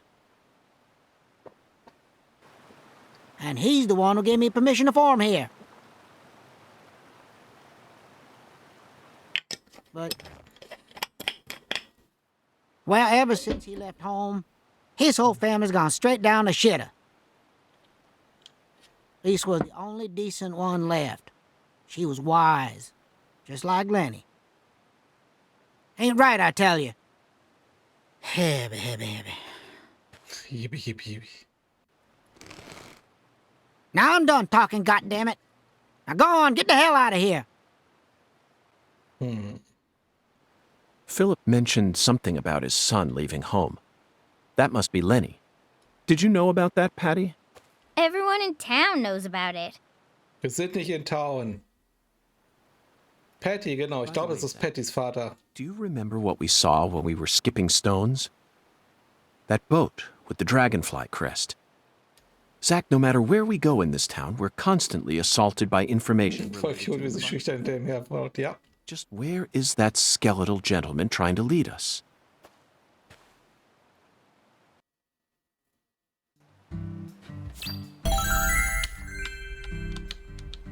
Talismane freigeschaltet. Und die Sumpftour. We successfully found the one who fired the pistol at Heaven. Hä? Was ist jetzt passiert? Now we need to visit the White Hall of Beds. You know, Zach, it almost feels like we're orienteering here. Doesn't it remind you of our training in Quantico? Mach's nicht ganz so offensichtlich. So, ich bin jetzt ein bisschen verwirrt.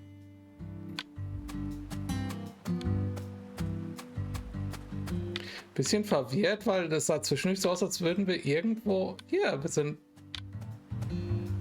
Was für ein Weg sind wir denn jetzt gelaufen, um hier hinzukommen? You didn't even twitch when you saw Galena's body. Why would I? Dead things can't hurt us, right? Girls your age don't usually think that way. Do you have kids, Agent York?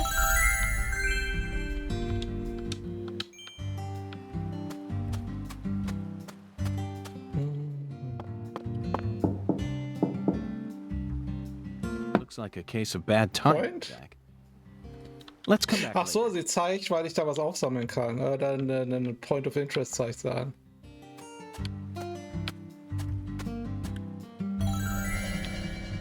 Worauf zeigst du? Auf da hinten?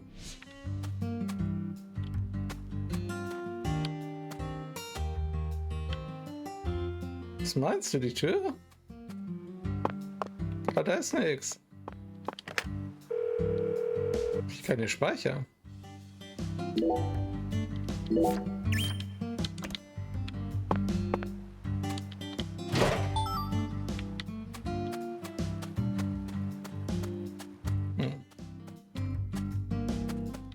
So, dann gucken wir mal, was er dahin versteckt.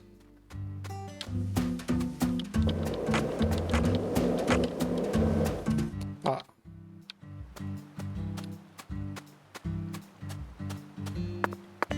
Grab's rein. Gabelwels-Schwanzflosse. Das habt ihr euch doch jetzt ausgedacht. Das gibt's doch gar nicht wirklich. So, hier werden die Krebse gezüchtet, nehme ich mal stark an. Okay, wir sind also den großen Umweg durch den Sumpf gegangen. Ich gehe da mal in den Schlafburg über. Ich wünsche schon mal einen schönen Abend. Gute Nacht, Fruit. Wir werden auch nicht mehr so ewig machen. Ich wollte nur mal gucken, dass wir vielleicht, dass wir noch vor die Otherworld kommen. Ich werde jetzt noch keine neue Otherworld spielen. Dafür ist es ein bisschen lang hin. Steine hüpfen. Vorsicht, das könnte ein Bossfight bedeuten. Ja, meistens werden Bossfights angekündigt, dadurch, dass wir erstmal in der Otherworld sind.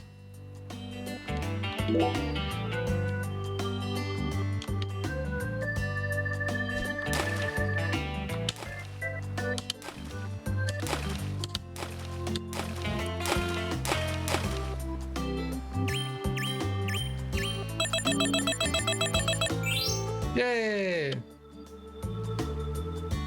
Nochmal.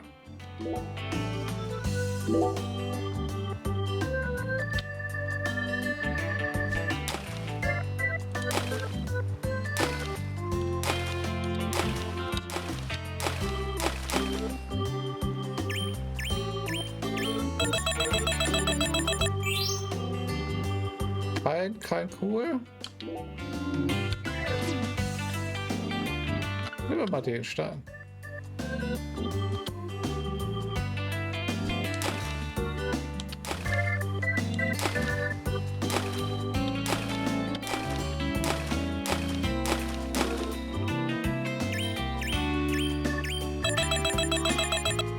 Schon besser. Eine magische Puppe. Nice. Das war's. Show's over, I'm tired. So, wenn ich Talismane freigeschaltet habe, kannst du mir einen machen? Er muss Steine polieren. Achso, der macht die Steine. Ah.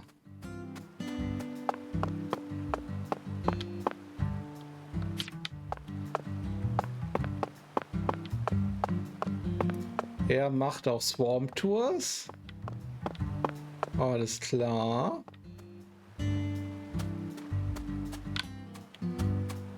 So, was sind unsere nächsten? So, der Herr hungert. Bestellen Sie mal Lexus rote Bohnen mit Reis. Da steht aber doch... Das ging nur montags, ne? Das sind noch... Donnerstag... Freitag, Samstag, Sonntag. Was mache ich denn jetzt 4 Tage lang? Klar, denkst du, Steine liegen einfach so rum? Natürlich nicht. Irgendjemand muss Steine herstellen.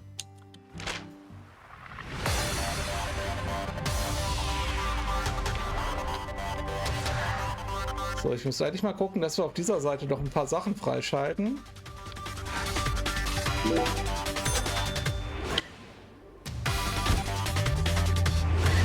Das kann doch nicht sein, dass wir jetzt 4 Tage vertrödeln müssen, bis die Hauptquest weitergeht, oder?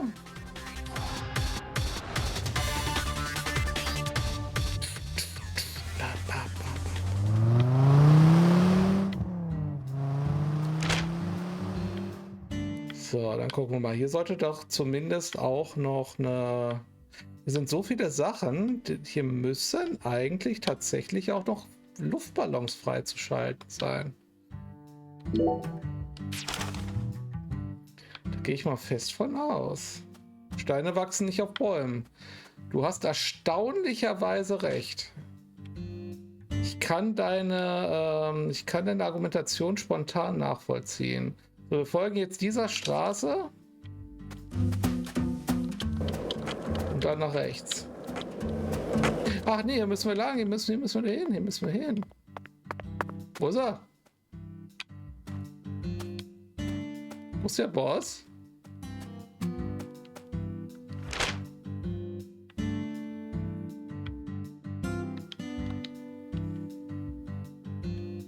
Wo ist der Boss hin? Falsche Reihe. Moment. Ich will nicht um den Sieg gehen. Bringen Sie das Wichtige. Wo ist denn Danny? Ich will wissen, wo Danny ist. Wir haben aber nur noch M29. Wir haben keinen Danny. Ich dachte echt, Danny wäre hier. Oh.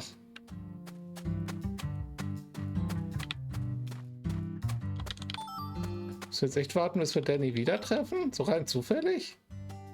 Steine werden eigentlich ja von größeren Steinen gebrochen, deswegen heißt es ja auch Steinbruch. Ja, das ist korrekt. Manchmal hat man aber auch Kiesel. Kiesel werden aus einem Flussbett ausgehoben.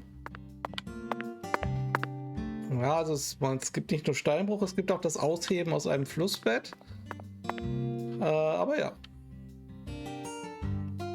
Ich glaube, Kiesel sind runder als Steine.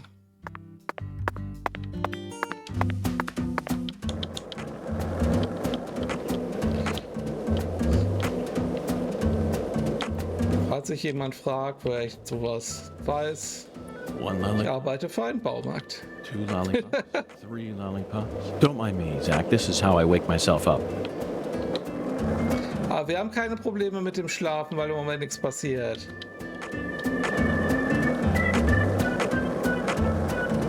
Aber wo kommen die größeren Steine her, wenn Steine von Steinen gebrochen werden? Das ist doch die eigentliche Frage.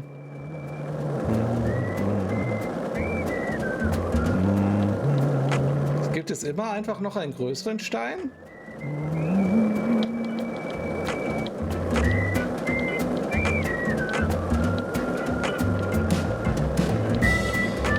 Ich meine, irgendwann muss es ja den Urstein gegeben haben. Zach, you're a coffee person, right? No sugar, only milk. Yes, I'm completely with you on that one.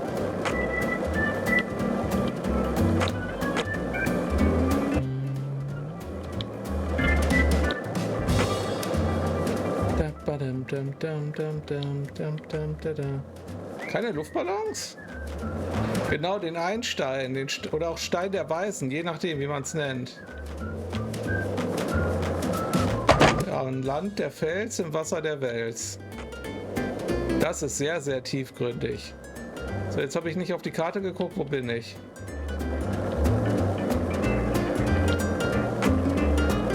Hey, Zach. No, nothing. Just felt like saying that.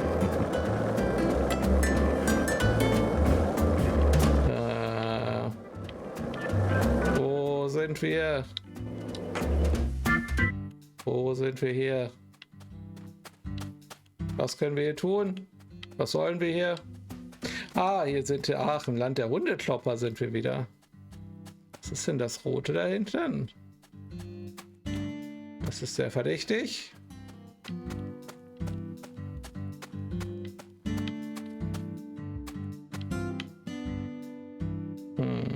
It's a beautiful day, Patty. Really? Seems kinda normal to me. Now that you mention it, yes, it is a normal day. I just...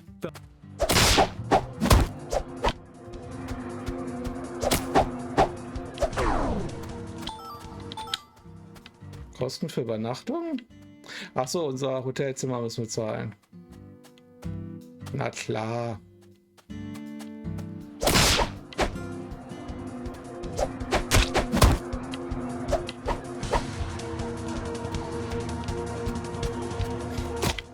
Normaler Hundekloppertag, so sieht's aus.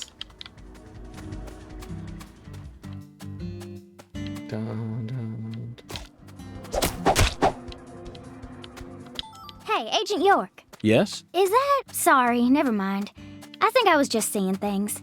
Ja, bin ich relativ sicher.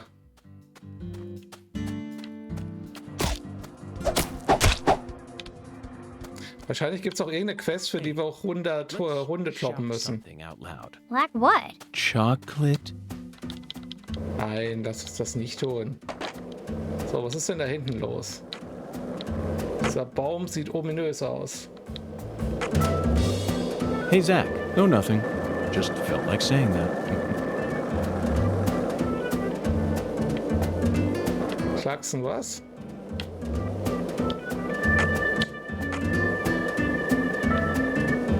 If this town has a symbol, it's got to be that bridge hanging over the bayou. Lift bridges are truly a rarity. Reminds me of Duluth, Minnesota. Remember what happened there? That man went to such great lengths to collect his victims' tongues. You know, the one who would French kiss them every day as they slowly decompose. As I drove him to the station after his arrest. Aha, da kommen wir noch nicht rein. Was? Da kommen wir rein. Aber was sollen wir hier?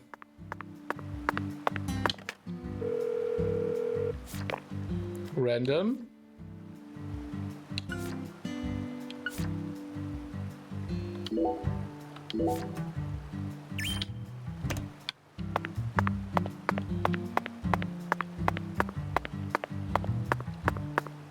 Wenigstens wissen wir, wo wir in Zukunft noch mal reinkommen. Was? Ich dachte, ich hätte etwas aufgenommen. Vulkane können auch Steine produzieren. Da, aber sind Vulkane nicht aus Stein? Ziemlich heiße Steine? Aber ja, ich glaube, du hast korrekt.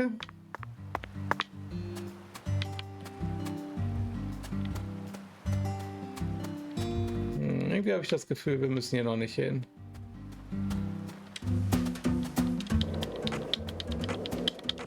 So, ich würde gerne eigentlich zu dem Schnellfahrding zurück, damit ich bald mal hier so, ne? Das wäre echt voll cool. Were you thinking about Galena too? And all the other women we've seen so far on our travels across the states? Zach, I'm right. Den Dialog hatten wir schon. Country. Incredibly vast.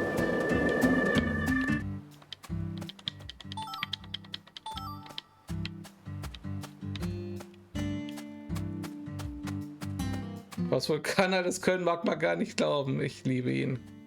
Das finde ich richtig gut.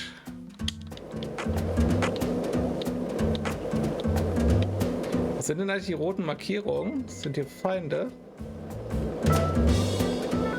Oh, irgendwas hat geblinkt. Irgendwas ist passiert. Was ist passiert? Hat jemand gesubscribed oder was auch immer? Ich kann es nicht sehen. Hilfe! Es hat Bling gemacht und ich habe nicht aufgepasst. Ich hoffe, es war was Gutes. Ich hoffe, es bedeutet nicht, dass Leute Geld von meinem Konto abgehoben haben.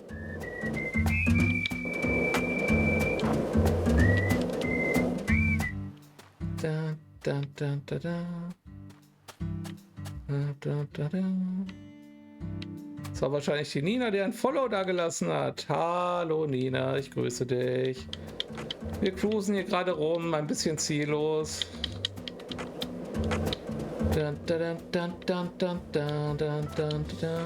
Hey Zach, it looks like we were right on the money. Tracing the San Rouge distribution route led us right to Louisiana. You know what that means. We've got a hot hand, and Lady Luck's given us far more favor than she ever has before. We just happened to hear news about Lisa's murder while sitting in a bar during our vacation in New Orleans. That certainly wouldn't have happened if we had stayed in D.C. They would have given. Ich glaube, ich habe mich auch ein bisschen verskatet. Ich weiß gar nicht, ob wir hier sein müssen. Never would have found it. In the end.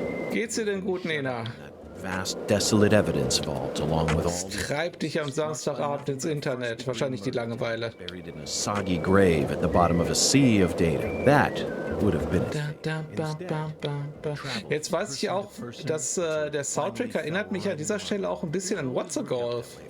We've traveled all over the United States trying to track down San Rouge. We can't let this chance pass us by. Can we, Zach? We need to find some sort of clue before this southern sun. So, dann gucken wir mal.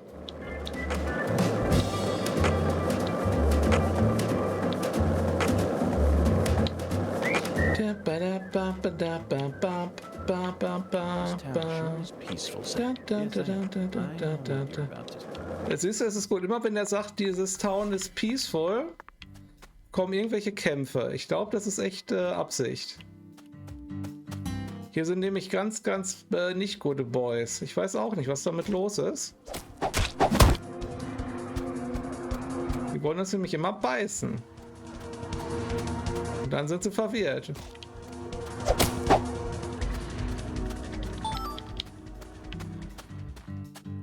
Ich bin auf Twitter zugange und mache machst du Roleplay oder was machst du gerade? Rescue Party. Du machst eine Rescue Party. Du versuchst arme Doggos vor einem durchgeknallten FBI-Agenten zu beschützen, der hier rumrennt und Doggos haut. Was gemein ist. Aber diese Doggos sind keine guten Doggos. Und ich betäube sie auch nur. Hey, Agent York. Yes? Is that... Sorry, never mind. I think I was just seeing things. So, jetzt aber mal wieder ein bisschen Konzentration. Jetzt gehen wir mal wieder irgendwo hin, wo wir hin müssen. Wir sind jetzt die ganze Zeit nur rumgelaufen. If this town has a symbol, it's got to be... Zumindest bevor ich den Stream beende, noch mal irgendwo hin, wo ich hin muss. Falle schon ins Bett. Gute Nacht, gute Nacht, Alex. Gute Nacht, Jochen. Oh. Gute Nacht, Jochen. Nicht Alex. Alex ist noch da. So, bin ich selber schon verwirrt. Anyway, back to Duluth. They have a famous lift bridge there. Diese Geschichte macht mich bescheuert. Habt ihr die verfolgt? Der fängt an mit irgendeinem Serienkiller, der den Leichen immer noch einen Zungenkuss gibt, und dann fängt er an mit irgendwelchen Hubbrücken. Das ist nicht die interessante Geschichte, York. Das interessiert mich nicht, York. Ich will mehr über den Serienkiller erfahren. But I imagine it would be difficult to create a bridge with a large arch here due to the river width and the sea level. That's why we're... Das interessiert niemanden, und du hast die Geschichte auch schon dreimal erzählt. As far as Louisiana goes, it appears that they've built mobile bridges over most of the bayous. Fascinating, isn't it, Zach? Nein, das ist nicht fascinating. So, wir gucken jetzt, dass wir zurück ins Hotel kommen, und dann speichern wir da ab.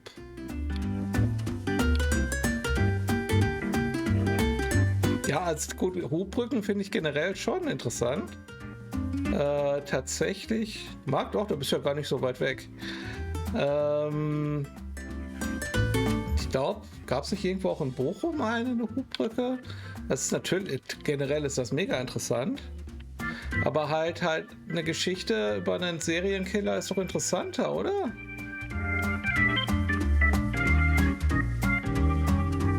So, Moment, alles klar.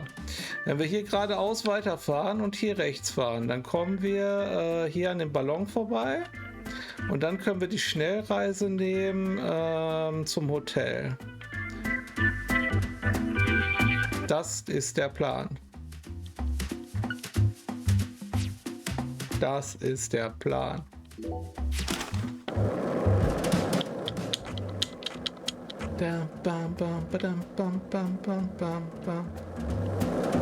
Weil das macht mich nämlich bisschen betroffen, wenn wir hier nur rumlaufen und I've become obsessed with bridges. Nicht schon wieder Brücken. No turning back now. Remember what we saw on our way here? Back when we were driving that hybrid car before we switched over to this. Nicht schon wieder Brücken. Over the Lake Pontchartrain.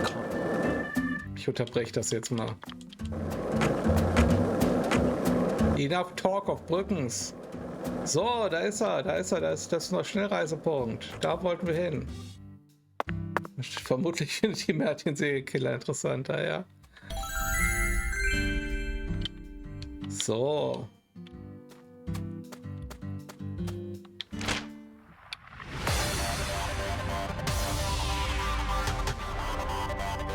So, alles klar. So, wo ist die... Die Kirche ist da, glaube ich, auch in der Nähe. Das Skateboard-Ding, 16:51 Uhr, das noch auf? Ja, ne?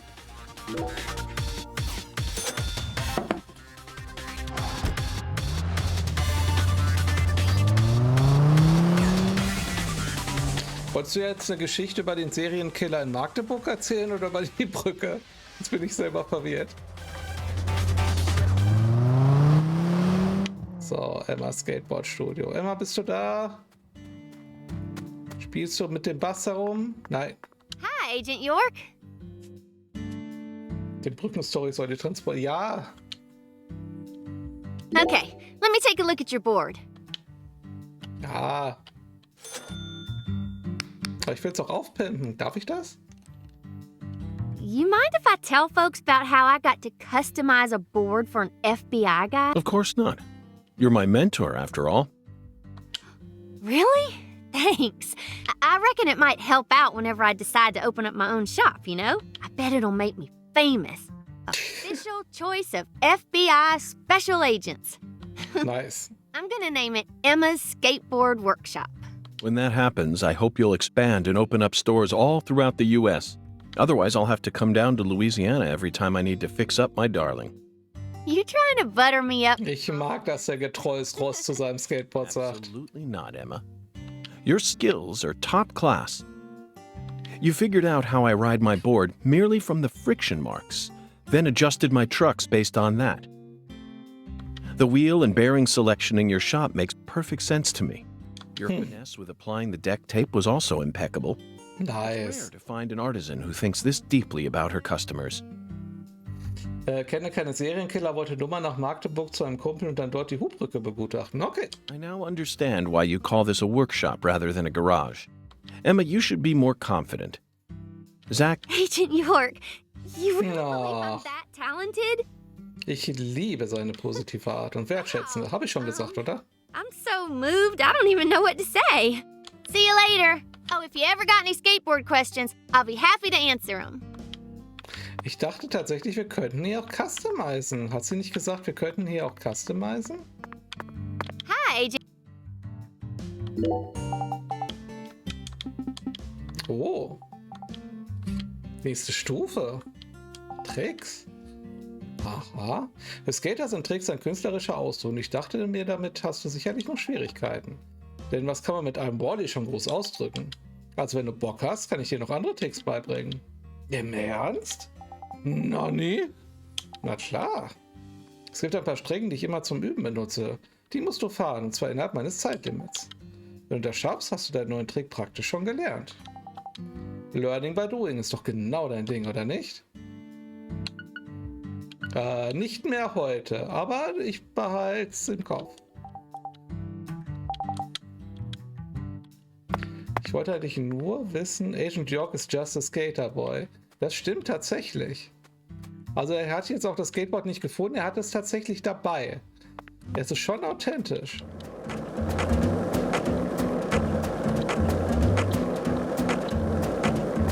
So, dann ab zur Kirche. Mal gucken, ob ich da schon was tun kann. Hey, wanna talk about bridges? Why? Nein. Become obsessed Ich will nicht schon wieder There's no Brücken. turning back now. Remember what we saw on our way here? Back when we were driving that hybrid car before we switched over to the skateboard. We passed over the Lake Pontchartrain Causeway, the longest bridge over water in the entire world. Remember the sudden downpour that made it impossible for us to see the road? The rain was so torrential that we couldn't see more than a few miles ahead of us. I'm sure locals are used to that sort of thing. They were all going normal speeds. I'll bet that scene reminded you of a certain film. Or perhaps a certain person. Violent City, 1970. Directed by Sergio Solima. I only ever saw it on TV when I was a kid, so I don't remember it very well. But I definitely remember that it featured a bridge. A long bridge. Oh, bin ich schon dran vorbeigefahren? Bin ich schon dran vorbeigefahren? Ich hoffe nicht. Agent York sees you later, boy. Aber ich habe doch das Essen noch gar nicht zusammen. Was soll ich denn jetzt da? Did you notice it yet? The streets in New Orleans were a mess. All busted up. Immerhin sind wir schon mal in der City. The city was built on a swamp, so the ground is soft. So. All it takes is some heavy rain to cave it all in. There were also a lot of places where large tree roots were pushing up parts of the asphalt and the sidewalk. Those bumps were dangerous even when we still had our car, remember? But this town is different. The streets are all paved so cleanly that we can skate along them without a care in the world. And there's hardly any trash or graffiti to be found anywhere. Wir können auch auf dem Rasen skaten, York. For better or worse, it's a good example of how allowing certain people to rise to power can have positive effects as well. Also, don't you find that Southern people are remarkably friendly, even to total strangers? Both here and in New Orleans, I've been amazed at how... Ich dachte, er erzählt von dem Filmprogramm Quai. Manchmal weiß ich nicht, was er so erzählt. Ich glaube, ich habe erstmal genug Bridge Talk für diesen Tag. So, die Kirche muss doch irgendwo sein. Ist die nicht hier? Ah ne, das ist da unser Hotel. Was ist denn die Kirche? Ach, die ist hier unten. Für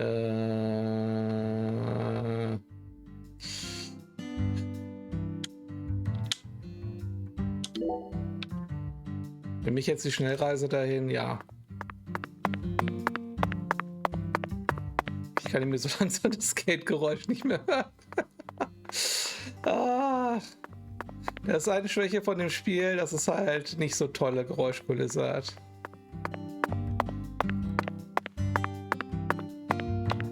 Und alles okay, mein Freund. So. Jetzt noch eine Runde Bridge at Jones als Dessert. Du kannst dich so langsam mit dem Alex zusammentun, mit den Wortwitzen.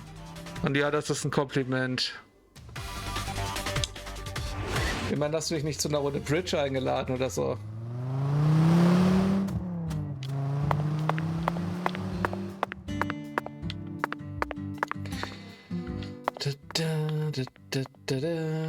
So.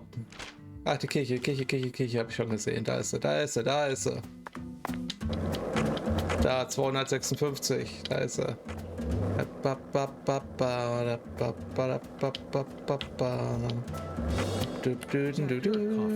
right? No sugar, only milk. Yes, I'm completely with you on that one. In Wahrheit dreht sich dieser Teil wahrscheinlich nur darum, warum wir angefangen haben, Milch in den Kaffee zu tun.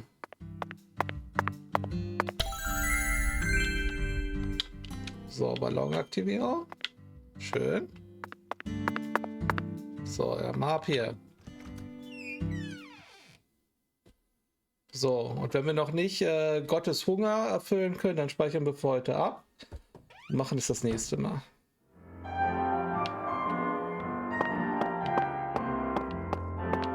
So. Have you come seeking salvation?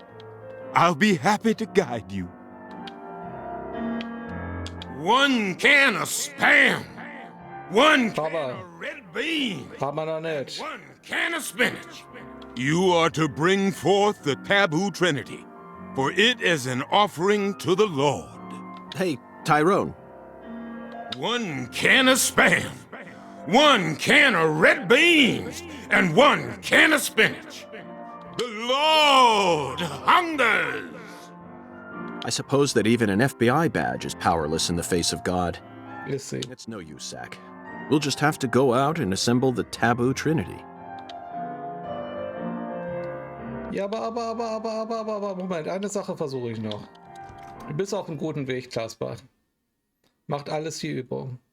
Ich werde noch einmal bei Alexis vorbeigucken. Das ist hier in der Nähe. Weil ich kann doch nicht glauben, dass wir wirklich, was sind das, 3 Ingame-Tage oder länger? Sonst warten müssen. Das ist ein bisschen viel.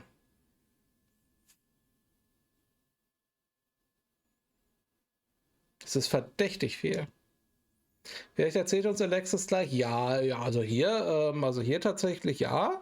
Aber halt, ihr könnt einfach um die Ecke gehen und da schmeißt sie mit Dosen. Irgendwie sowas.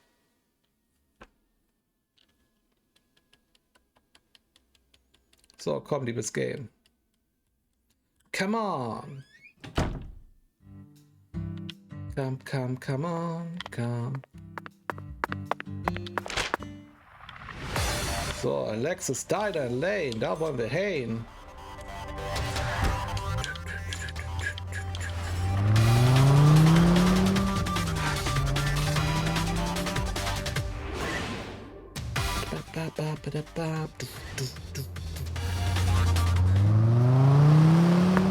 So, da ist der gute Alexis. Ist auch noch als Questpunkt markiert. Da hätte ich einfach zweimal mit dir reden müssen.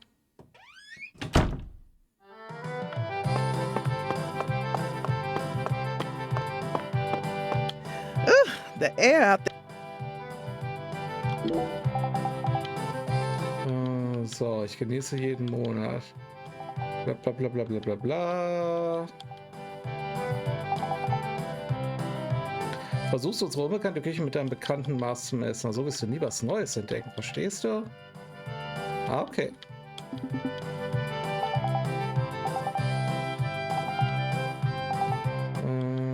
Okay.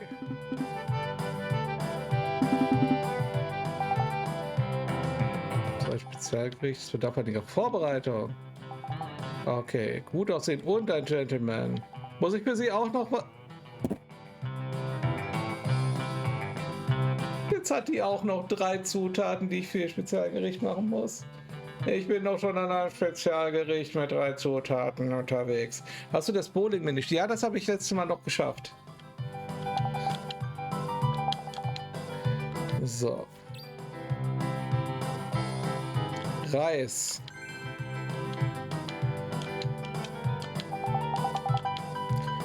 Deswegen brauche ich diese Zutat zuerst, okay?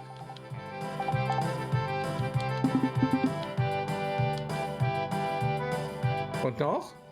Mehr nicht? Oh. Shrimps mit Maisbrei.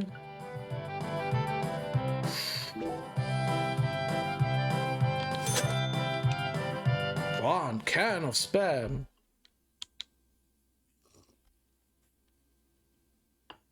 Ach, der ist so süß. You ain't gonna find.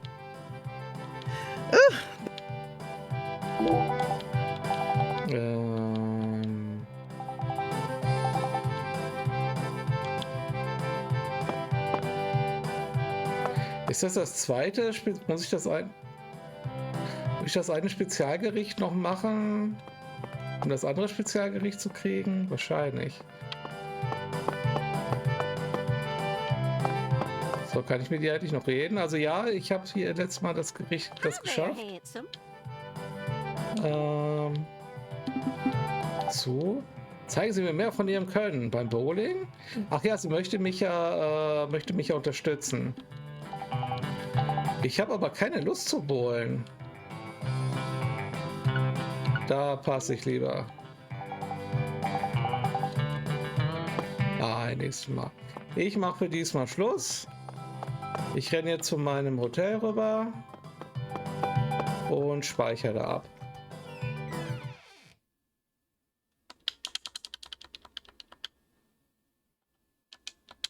Und dann kann er seinen Anzug mal reinigen, kann noch ein bisschen Zeugs kaufen für nächste Mal und das ist eine gute Sache. So. Hotel, wo ist? Da ist doch das Hotel. So, schnell zum Hotel rüber. Dort speichern wir ab.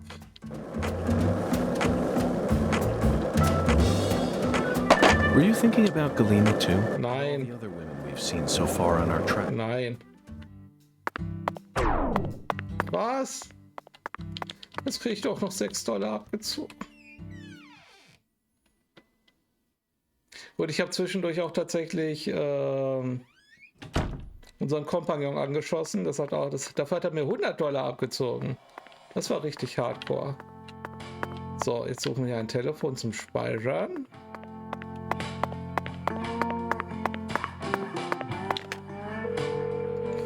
Und dann machen wir mal Päuschen. Der Herr hungert. Ja, aber rote Bohnen. Wahrscheinlich ist es genau das. Wahrscheinlich muss ich jetzt diese Zutaten suchen. Dann kann ich rote Bohnen mit Reis bestellen. Und das kann ich dem Pastor bringen. Das wird sein. Das wird sein.